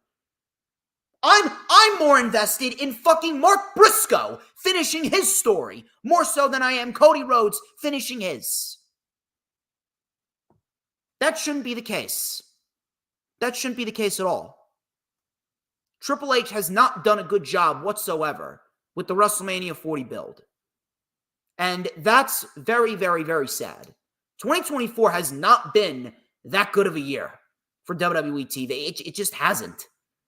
They can tout sold out shows all they want. They could say that a show is sold out till their heart goes out, till their heart gives out. They can say four times, 5 times, 6 times a fucking show, we're in front of a capacity sold out crowd. That's good for you, but the shows still suck. Very disappointing build to WrestleMania. 2024 has been a very disappointing year for WWE. It really has been. I'll tell you what wasn't a disappointment, though. AEW Big Business. AEW Dynamite Big Business from Boston, Massachusetts. Boston, Massachusetts brought the fucking energy, and we got ourselves a very, very, very good show. The Pied Pyro. How you doing, brother? I'm monetized now. If you wish to send me a super chat, go send me a super chat. I think I deserve a little extra cash for all the work that I do. AEW Dynamite, Big Business. Big Business was a very good show, and it was headlined by a certain boss, a certain CEO, making her debut in the best overall wrestling company on the planet today. We had ourselves a limo pulling up to the arena, and the limo door opened. The limo door opened, and the first thing that we see on AEW TV is Mercedes Moné arriving first thing on Dynamite, similar to CM Punk and the way that he arrived at Rampage, the first dance. She looked extremely happy. The crowd was chanting CEO. She said that she is home. She thanked everyone for having her back. She said that these last 2 years, you guys gave me the courage and the strength to be here. And trust me, you are the reason that I am here. If you only knew how much wrestling means to me, it saved my life, she said. It has given me hope, a place to dream, and my dreams led me to lead a women's evolution, main event a pay-per-view right here in this very building. I dropped out of school at 13 to take care of my brother. Then I set out to become the greatest women's wrestler of all time. If I can do it, then you can do it too. I need to be here because AEW is the only place that this revolution can be global, which is the truth, because the WWE and their women's division is shit. She said that our main event, Willow Nightingale and Riho. Willow, you and I have a lot of unfinished business, so it looks like that match is going to be confirmed sooner rather than later. She said that, but tonight, at Big Business, Mercedes Moné is all elite, so you can say hello to your new CEO. This was straightforward. This was to the point. You can sense the passion that flowed from her, and we got ourselves a full-blown women's evolution beginning at Big Business. You take a look at the women's division in 2024. Listen, I don't give a fuck what anyone thinks. The AEW women's division in 2024 has been booked better than the WWE women's division has been. Whether you want to admit it or not, WWE, they may have the star power, but AEW is where you go if you want legit women's wrestling. All you need to do is look at the main event of Big Business. Riho and Willow Nightingale. They got a louder reaction than 90% of the women that appeared on WWE TV this week across Raw and SmackDown. And do you know why? It's because AEW gives opportunities to everyone. They don't just give opportunities to a Ruby Soho, or they don't just give opportunities to a Toni Storm. They give opportunities to everyone. They give women the opportunity to go out there and wrestle like a Willow, like a Riho, like a Red Velvet, like a Mariah May. Mariah May, she's fucking unbelievable. She's fantastic. The AEW creative team, they give opportunities to more people than WWE does. And that is exactly why the women's division on WWE TV, they perform mostly in front of fucking crickets. And the AEW women's division, they perform whether or not it's 3,000, 5,000, 9,000, doesn't matter. The AEW women's division, they perform in front of people that actually care about what they're doing. And they are loud and they show respect to the women that are going in there and fighting. The WWE, they do not offer that same respect to women's wrestling like AEW does. Whether you want to admit it or not, the AEW women's division is above the WWE women's division right now. You don't like it? Make like your skank girlfriend and suck my cock. We had a great promo by Adam Cole, and it was story time with Adam Cole Bay. Story time with Adam Cole Bay, where he was describing Wardlow's career. He was describing Wardlow's career and Wardlow's journey. This was actually awesome. This was actually awesome right here. Here we go. Princess Skywalker Lowdown. My good friend Jess. I was chatting with her last night during SmackDown. And I did not pay attention whatsoever to whatever the fucking Rock concert was. Did not give a shit. Thank you very much for showing support, Miss Skywalker Lowdown. Greatly appreciate you. I'm monetized, by the way. So y'all better be sending some super chats. If you don't, I don't know. Maybe I may have to infiltrate your channel, because let's be honest here. I'm realistically the only guy that's going to make that channel interesting. No, I'm fucking with you. Anyway. So Adam Cole Bay and his promo describing Wardlow's journey. That was a very nice touch. We need more of that.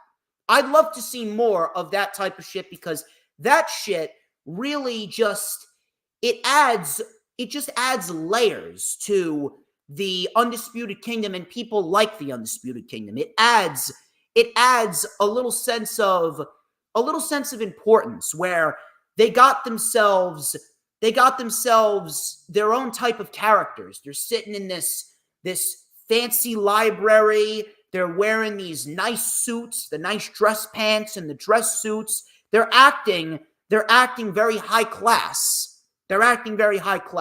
We need more of that shit, because that depicts what the Undisputed Kingdom are. They're high-class individuals, but at the end of the day, they're going to go in there and they're going to kick your fucking ass.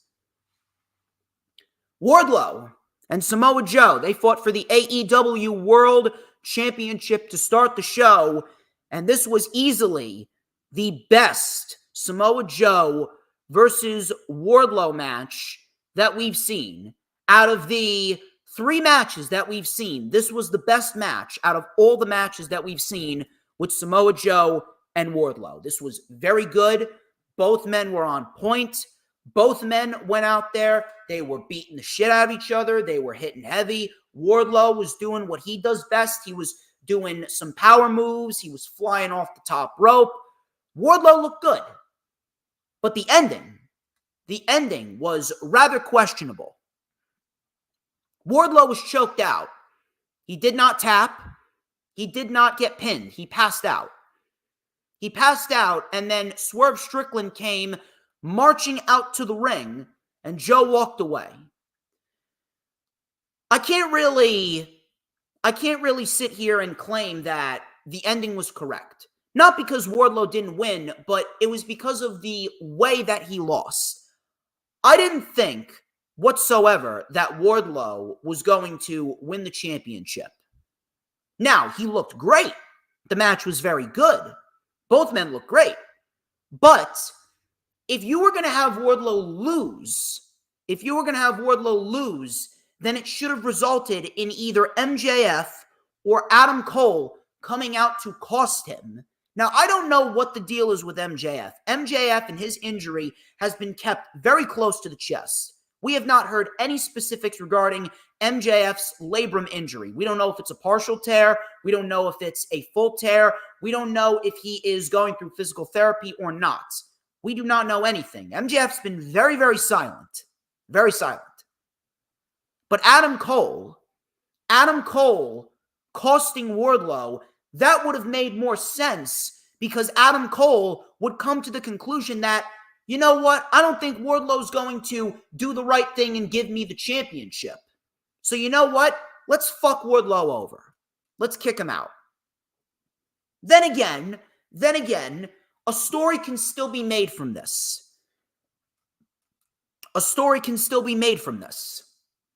Maybe this is a story that's going to take on the manifestation of, well, Matt Taven and Mike Bennett, they did their job. They're the Ring of Honor Tag Team Champions. Roderick Strong did his job. He's the international champion.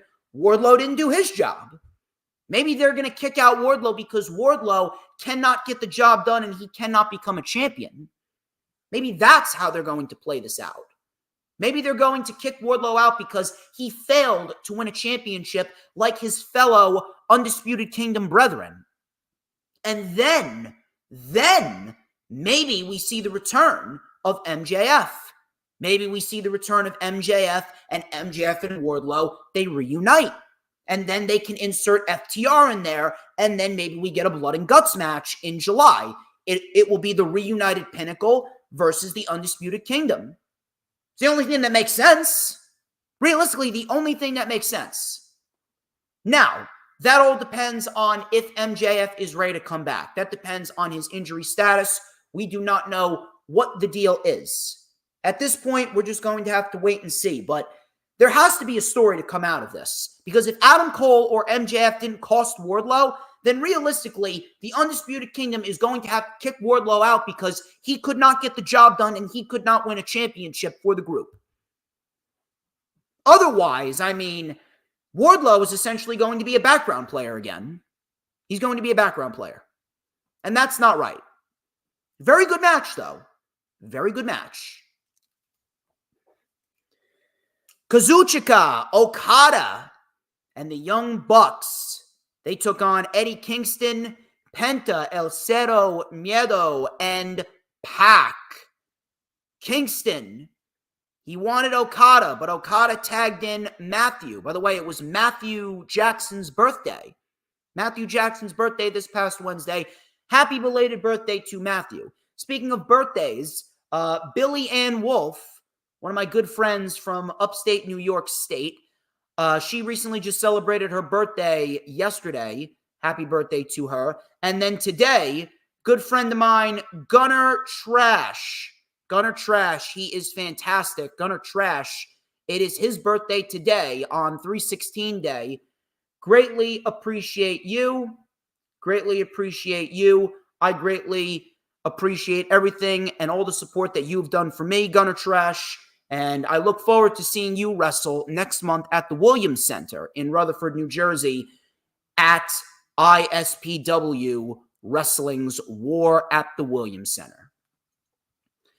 So, Okada, he went blow for blow with Penta, and he delivered a nice drop kick, did Okada.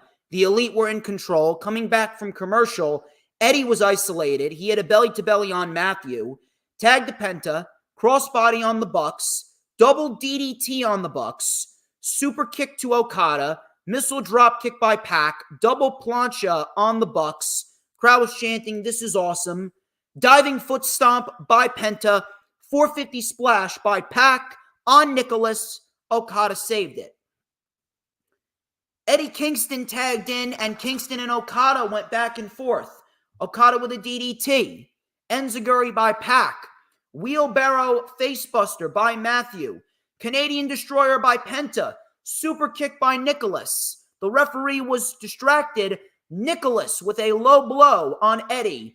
Rainmaker by Penta. 1, 2, 3. And Okada gets the win. And we got ourselves Eddie Kingston versus Kazuchika Okada next week in Toronto for the Continental Crown Championship. Now, I don't really know if this is realistically the right decision. And to be quite honest with you, I would have saved this for AEW Dynasty.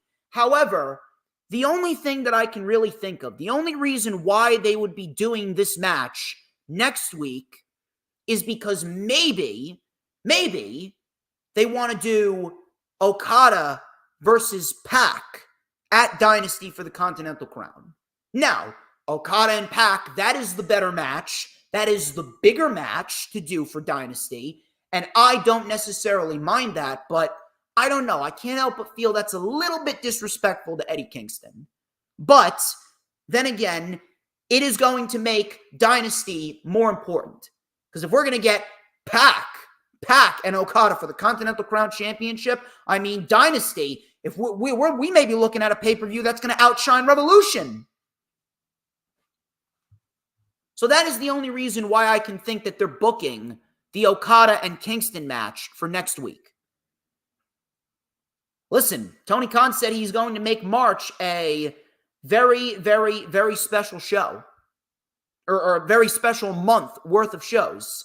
Clearly he is not joking. He's not.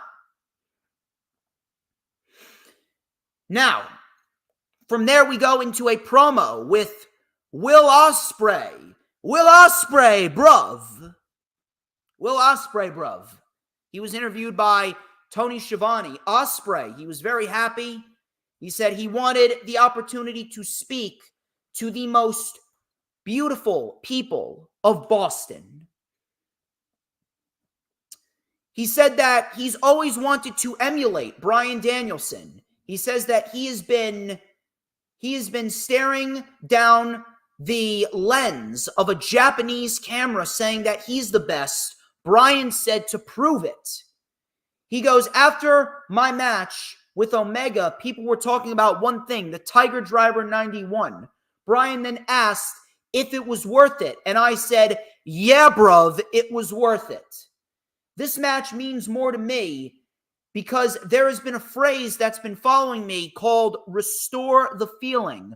Bruv, I am the feeling, said Ospreay. This is about reminding people what AEW is all about. The one thing I've learned is that I have respect for those that stand in front of me. But when the bell rings, it's your life or mine, and I don't plan on dying, bruv. Because at the end of the day, my name is Will Ospreay, and I am on another level. This was excellent. Excellent promo by Ospreay. And Ospreay, you could just sense the passion that exudes off of him, and it is going to be one hell of a match. And I'm telling you, we thought that Ospreay and Takeshita was good. We thought that fucking Will Ospreay and Konosuke Takeshita was a good match. Holy shit. Holy shit. We're about to get ourselves a match that is going to pretty much set the bar for the rest of the year. At this point, fuck WrestleMania. Ospreay and Bryan, that is my WrestleMania. That's my WrestleMania. Darby Allin versus Jay White.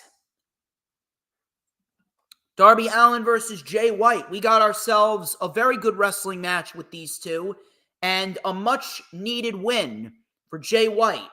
And according to reports, Darby Allin, he reportedly broke his foot legitimately.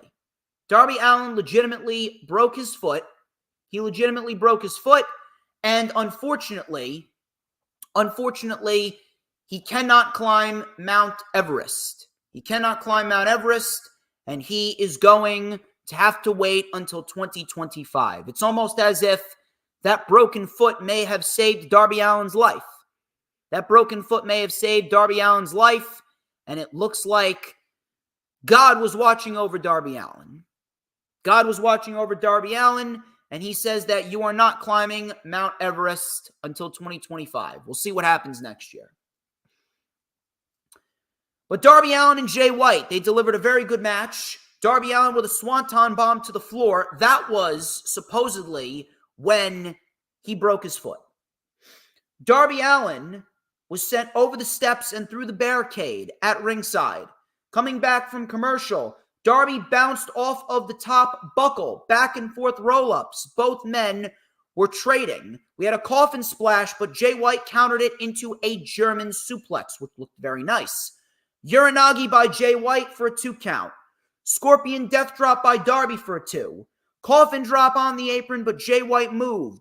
Darby was crushed on the apron. All of a sudden, the ref started counting. 7, 8, 9. Darby got back into the ring, and he ran right into a Blade Runner. Jay White gets the win, 1, 2, 3, as he should. Bullet Club Gold then came out, getting ready to attack Darby. Jay White then got Sting's bat. Out came the Acclaimed and Daddy Ass, and they tried to back off the Bullet Club. The Acclaimed were helping Darby out of the ring. All of a sudden, Jay White bashed Billy Gunn right in the head with a steel chair.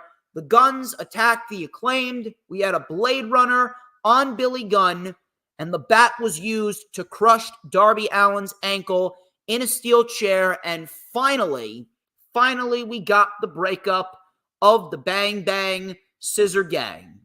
Finally. Thank Christ. Thank Christ. I was done. I was legitimately done with the Bang Bang Scissor Gang after 1 week. It was essentially useless.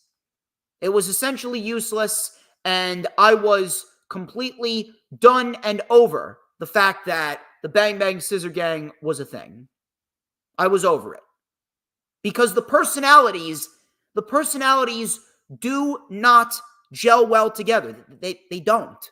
They have altering personalities, and nothing feels genuine.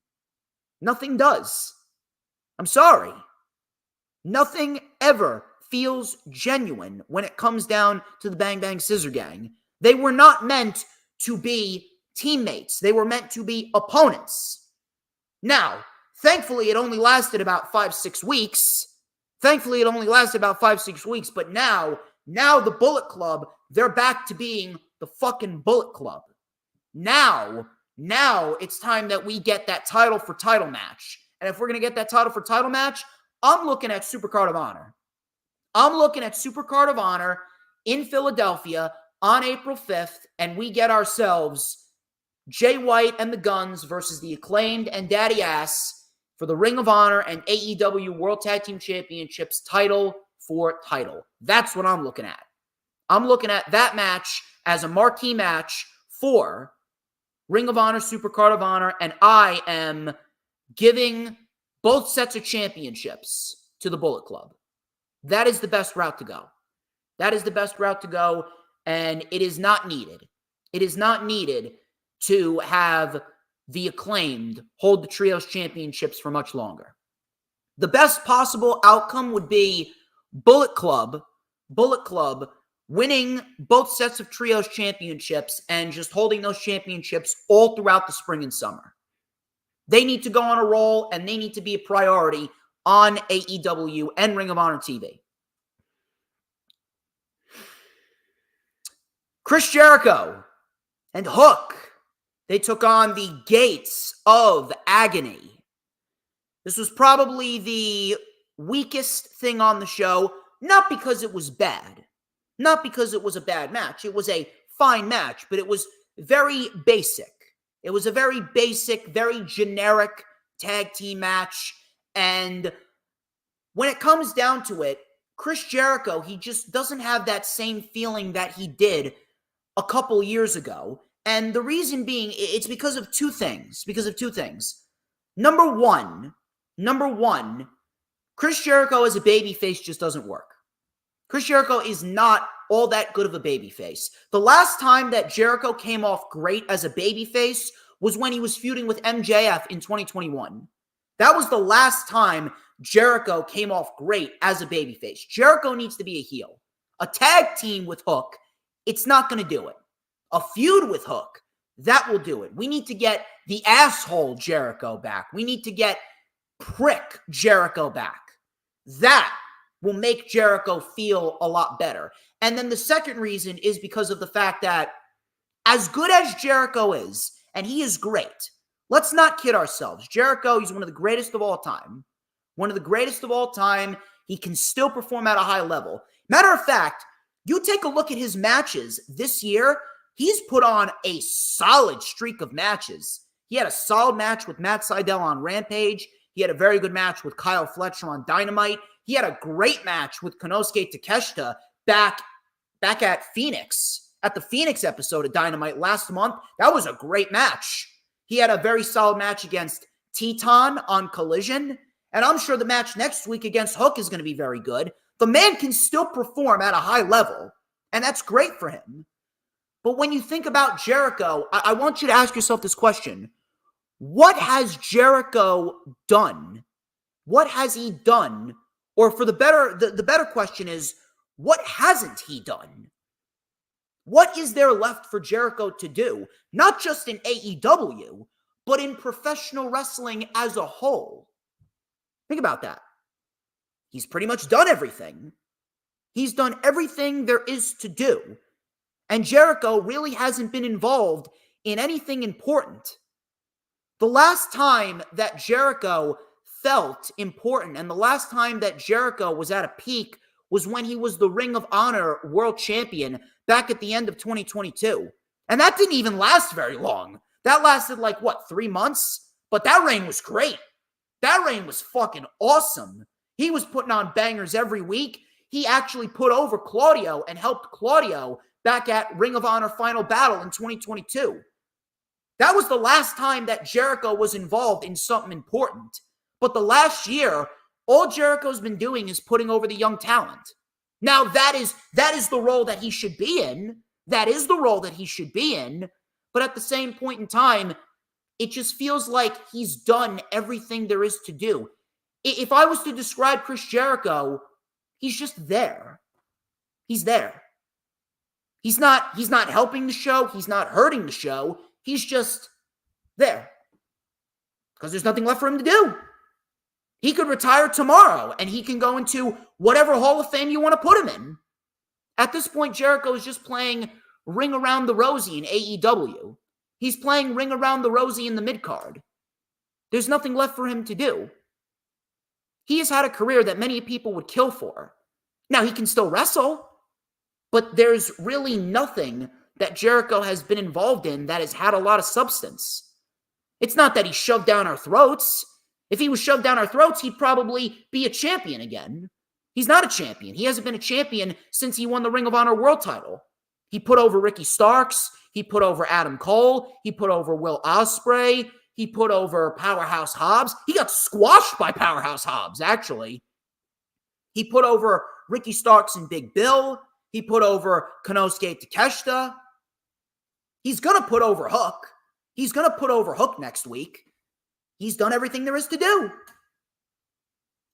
I think we need to turn Jericho heel. Turning Jericho heel would be the best route for him to go. And maybe if he wants to take a break, maybe he should take a break. Maybe Jericho taking a little bit of a break and then coming back as a heel, that would benefit him greatly. Because at this point, there's nothing that he can do right now that would really generate any interest.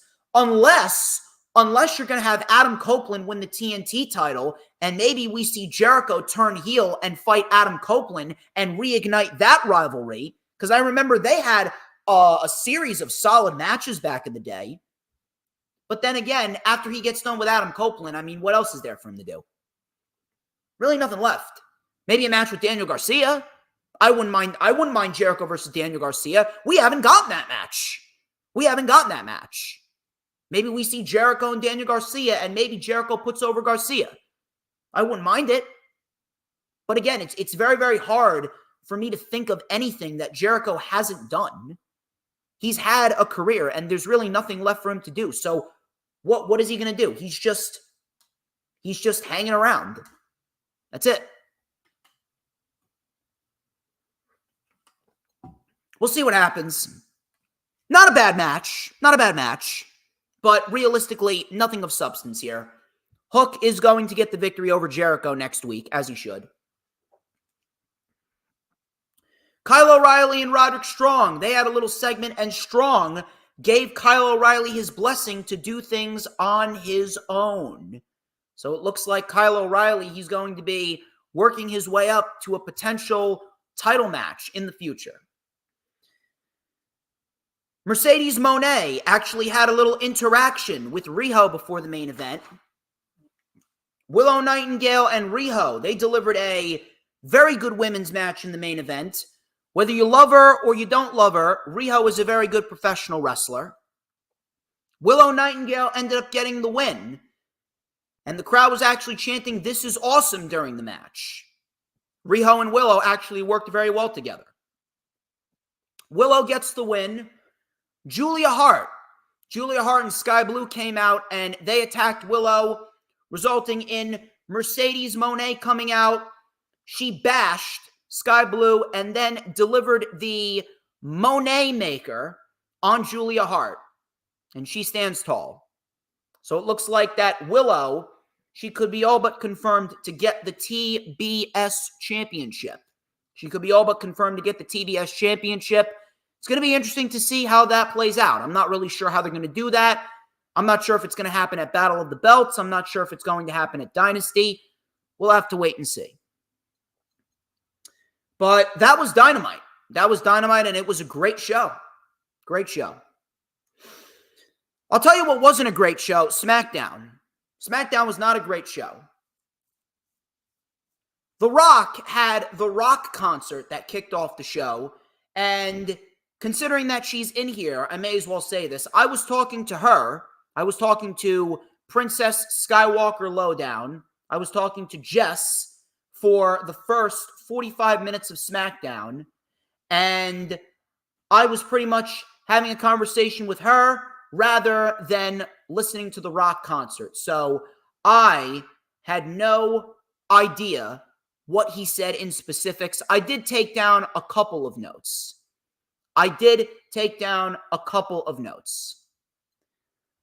So The Rock was pretty much acting like a babyface, even though he was a heel. Is he supposed to be a heel or a babyface? I don't fucking know. So The Rock talked about Cody Rhodes crying and how he was a mistake. He said to Rollins that Rollins' wife is more popular than he is. He bashed Cody's mother and said that he is going to whip her son with his belt. He said that the people of Memphis essentially pay for hookers, which realistically is true. He then promised to take Cody's opportunity away and leave Cody's blood on his belt. If you smell what the final boss is cooking. I don't care. I don't give a shit. I honest to God do not give a shit. And at this rate, the only thing that I give a shit about is just get the fucking title on Cody.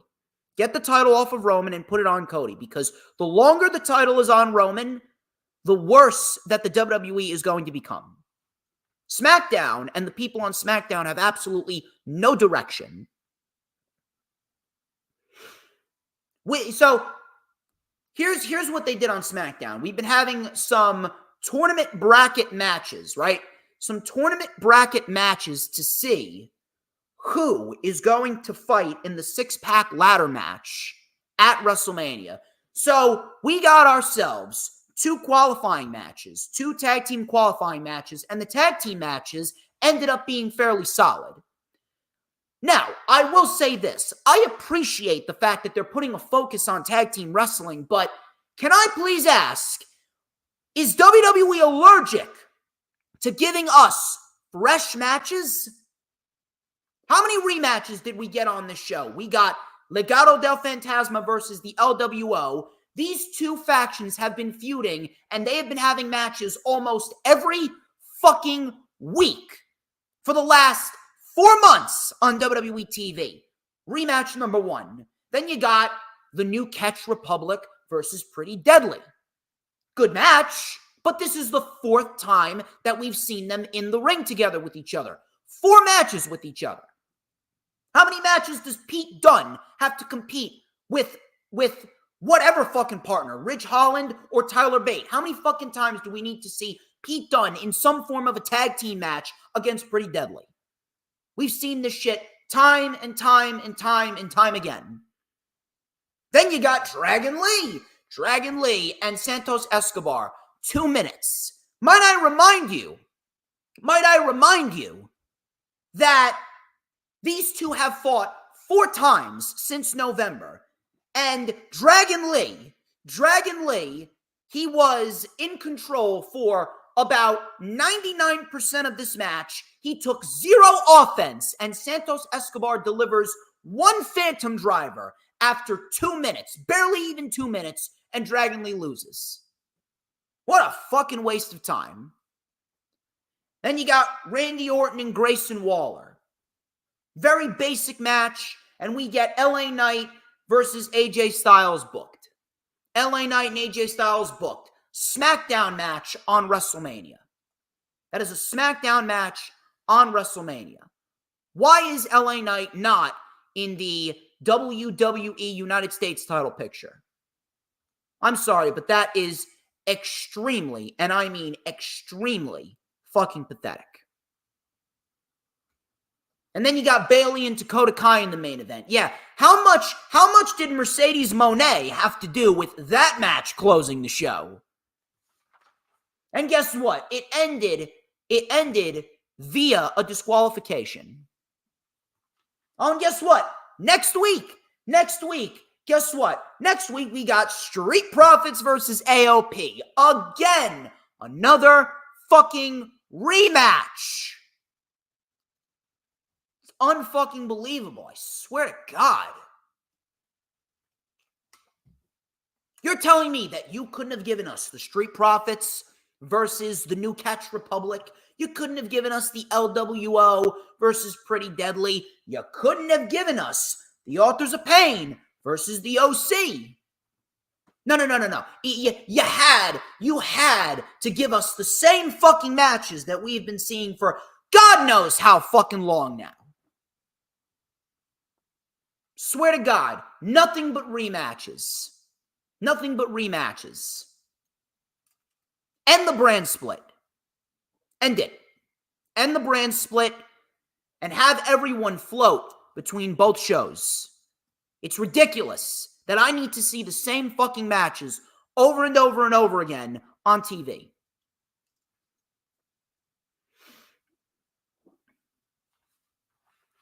I'm not even going over the specifics. All you need to know is Logan Paul, Kevin Owens, and Randy Orton, that got confirmed for WrestleMania. LA Knight and AJ Styles got confirmed for WrestleMania. And Jay versus Jimmy got confirmed for WrestleMania. That's all you need to know. Rampage. Rampage was actually fairly solid. We got ourselves some really solid wrestling on the show. And we found out who is going to be Deonna Purrazzo's partner. Next week on Dynamite in Toronto in the Coca-Cola Coliseum. Toni Storm and Mariah May, they will be facing Deonna Purrazzo and a partner of her choosing, and we're going to talk about who her partner is when we get to that point in the show. The show kicked off with the Dark Order. The Dark Order versus Orange Cassidy and Trent Beretta. I could actually get used to Orange Cassidy and Trent Beretta in the AEW World Tag Team title division. I could actually get used to that. I actually think that they work pretty well as a tag team. We got ourselves a solid match here with the Dark Order. The Dark Order, they are a very good tag team.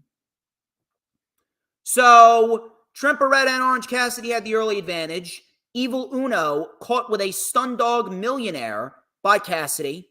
And then Evil Uno then hit the Ataxia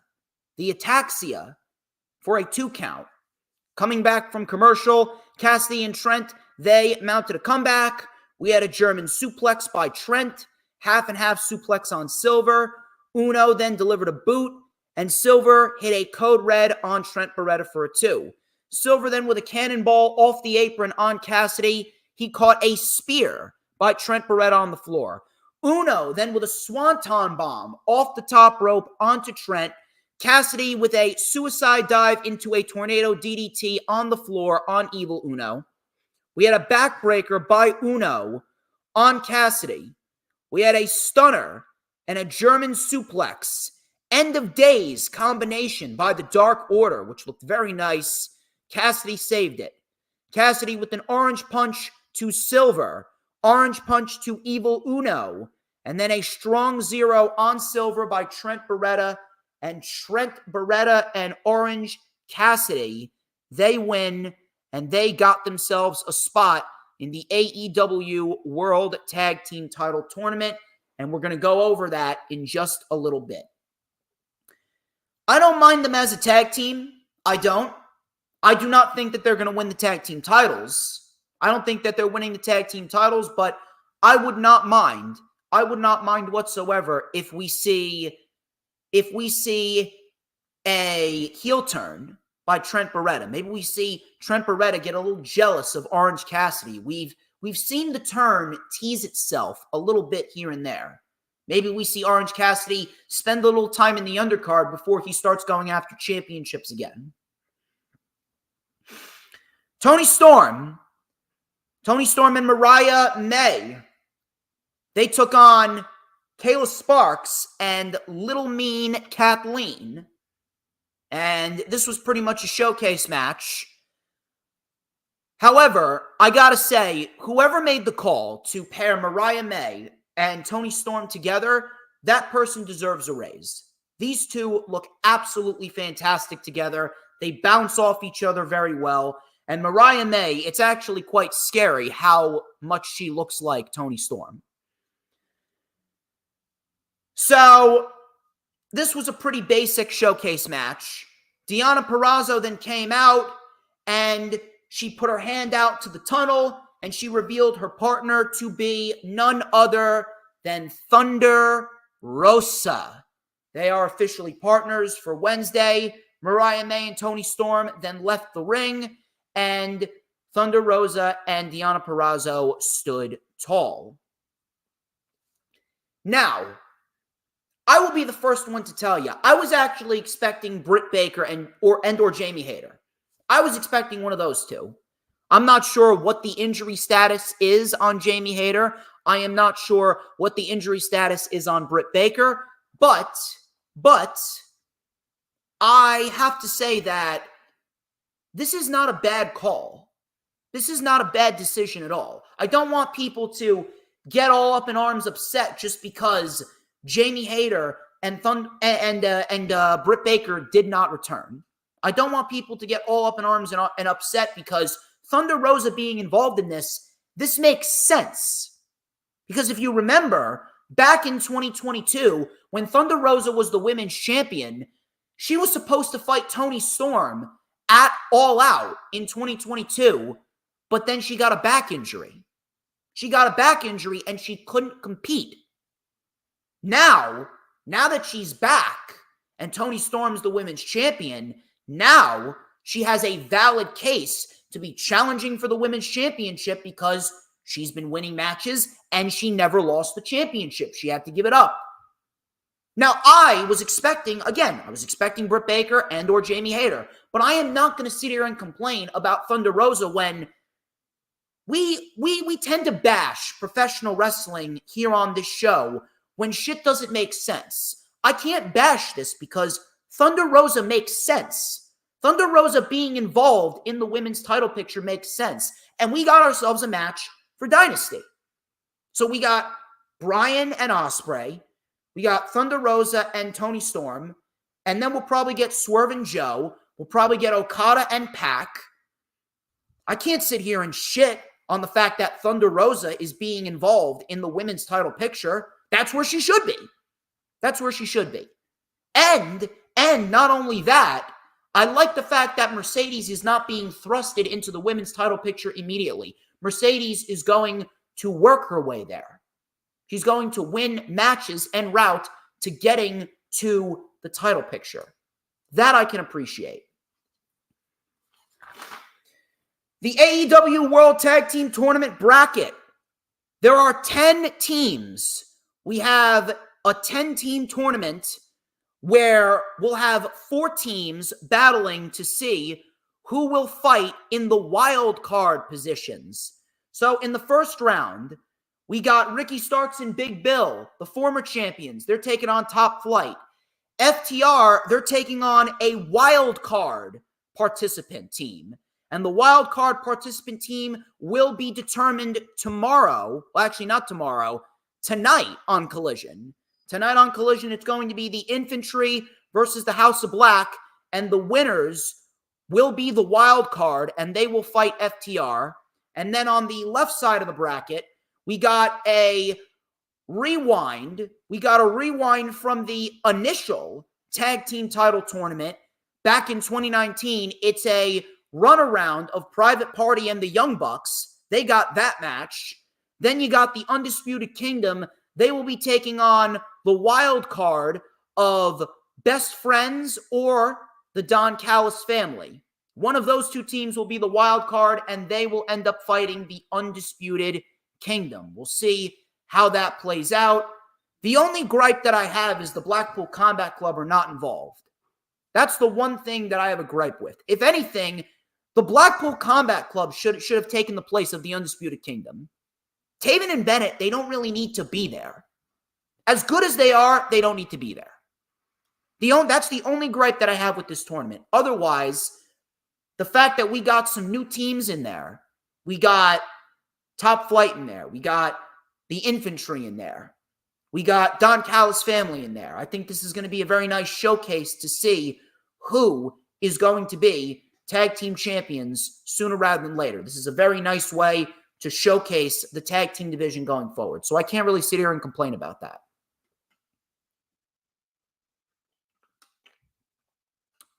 Konosuke Takeshita. Konosuke Takeshita. He took on Commander on Rampage, and my, oh my. Konosuke Takeshita, baby. Konosuke Takeshita is a fucking beast.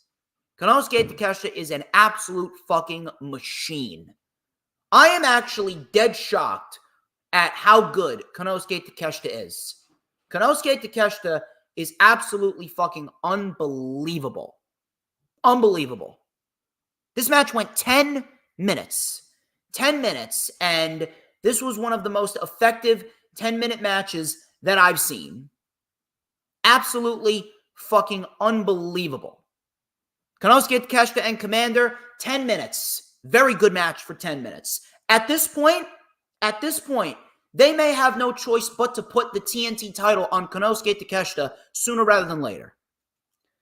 So, very fast-paced offense in the beginning.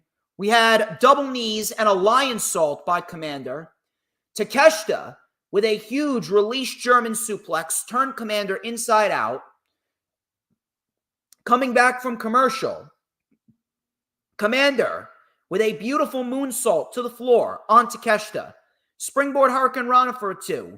Takeshita caught Commander mid-tornillo. So Commander was in midair in a tornillo. Takeshita caught him into a fluid Blue Thunder Bomb. It's unbelievable. The Blue Thunder Bomb that Takeshita does, it is unbelievable how beautiful it is. A matter of fact, Konosuke Takeshita does a better Blue Thunder Bomb than Sami Zayn. Fight me on that. Konosuke Takeshita does a better Blue Thunder Bomb than Sami Zayn. And that is fact. So after that, we got a kick out by Commander. Commander then hit a code red on Takeshita for a 2.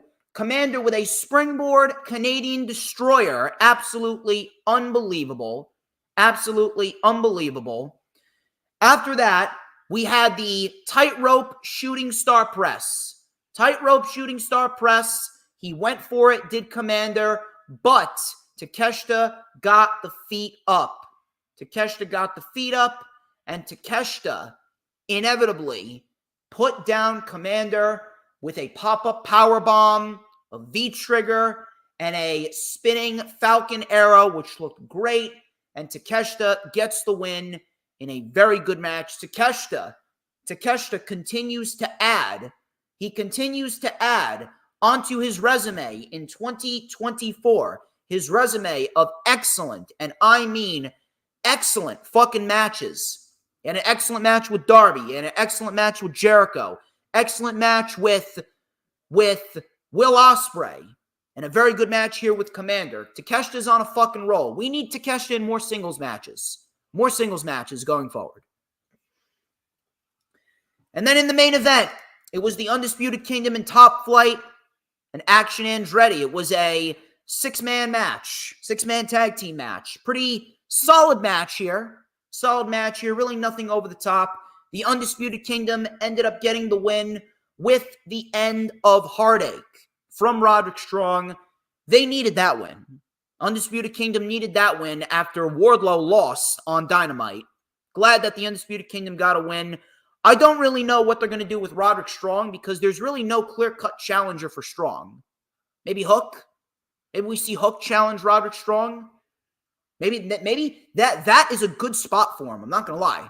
Hook being involved with Roderick Strong and the International Championship, that is a very good spot for him. Hook and Roderick Strong could be a very, very solid match. So that's what I would do. I would do Roderick Strong versus Hook. That was Rampage, ladies and gentlemen, and that wraps up this edition of the Lightning Flash Update. Holy shit. 48 viewers, people. 48 viewers across 8 social media platforms. You guys are fucking awesome. I know that Twitter is blowing up right now. Greatly appreciate each and every single one of you. Thank you. Thank you for taking the time to come on and hang out with me. I greatly appreciate every single one of you. Thank you to the Final Hoss. Thank you to Princess Skywalker. Thank you very much to Dee Dee. Thank you to Raging Girl Gamer. Thank you to Hula Grim. Thank you very much to Dylan. You guys are fantastic in every sense of the word. Thank you very much to James Punaseca as well. We are going to continue our hot streak. We're going to continue our hot streak going into the rest of 2024 because we got ourselves 5 streams coming up during WrestleMania weekend. We got ourselves the rundown for Supercard of Honor and NXT Stand and Deliver. That is going down on Thursday, April 4th. And my guest is John Blaine from Around the Ropes podcast. He's a very good guy. Please go and check him out and show him some love. And then on Friday, April 5th at 3 p.m., Hula Grim's coming on my fucking show. Hula Grim's coming back to the channel, and we are going to preview and predict everything going down at WrestleMania across both nights. That's going to be Friday, April 5th at 3 p.m.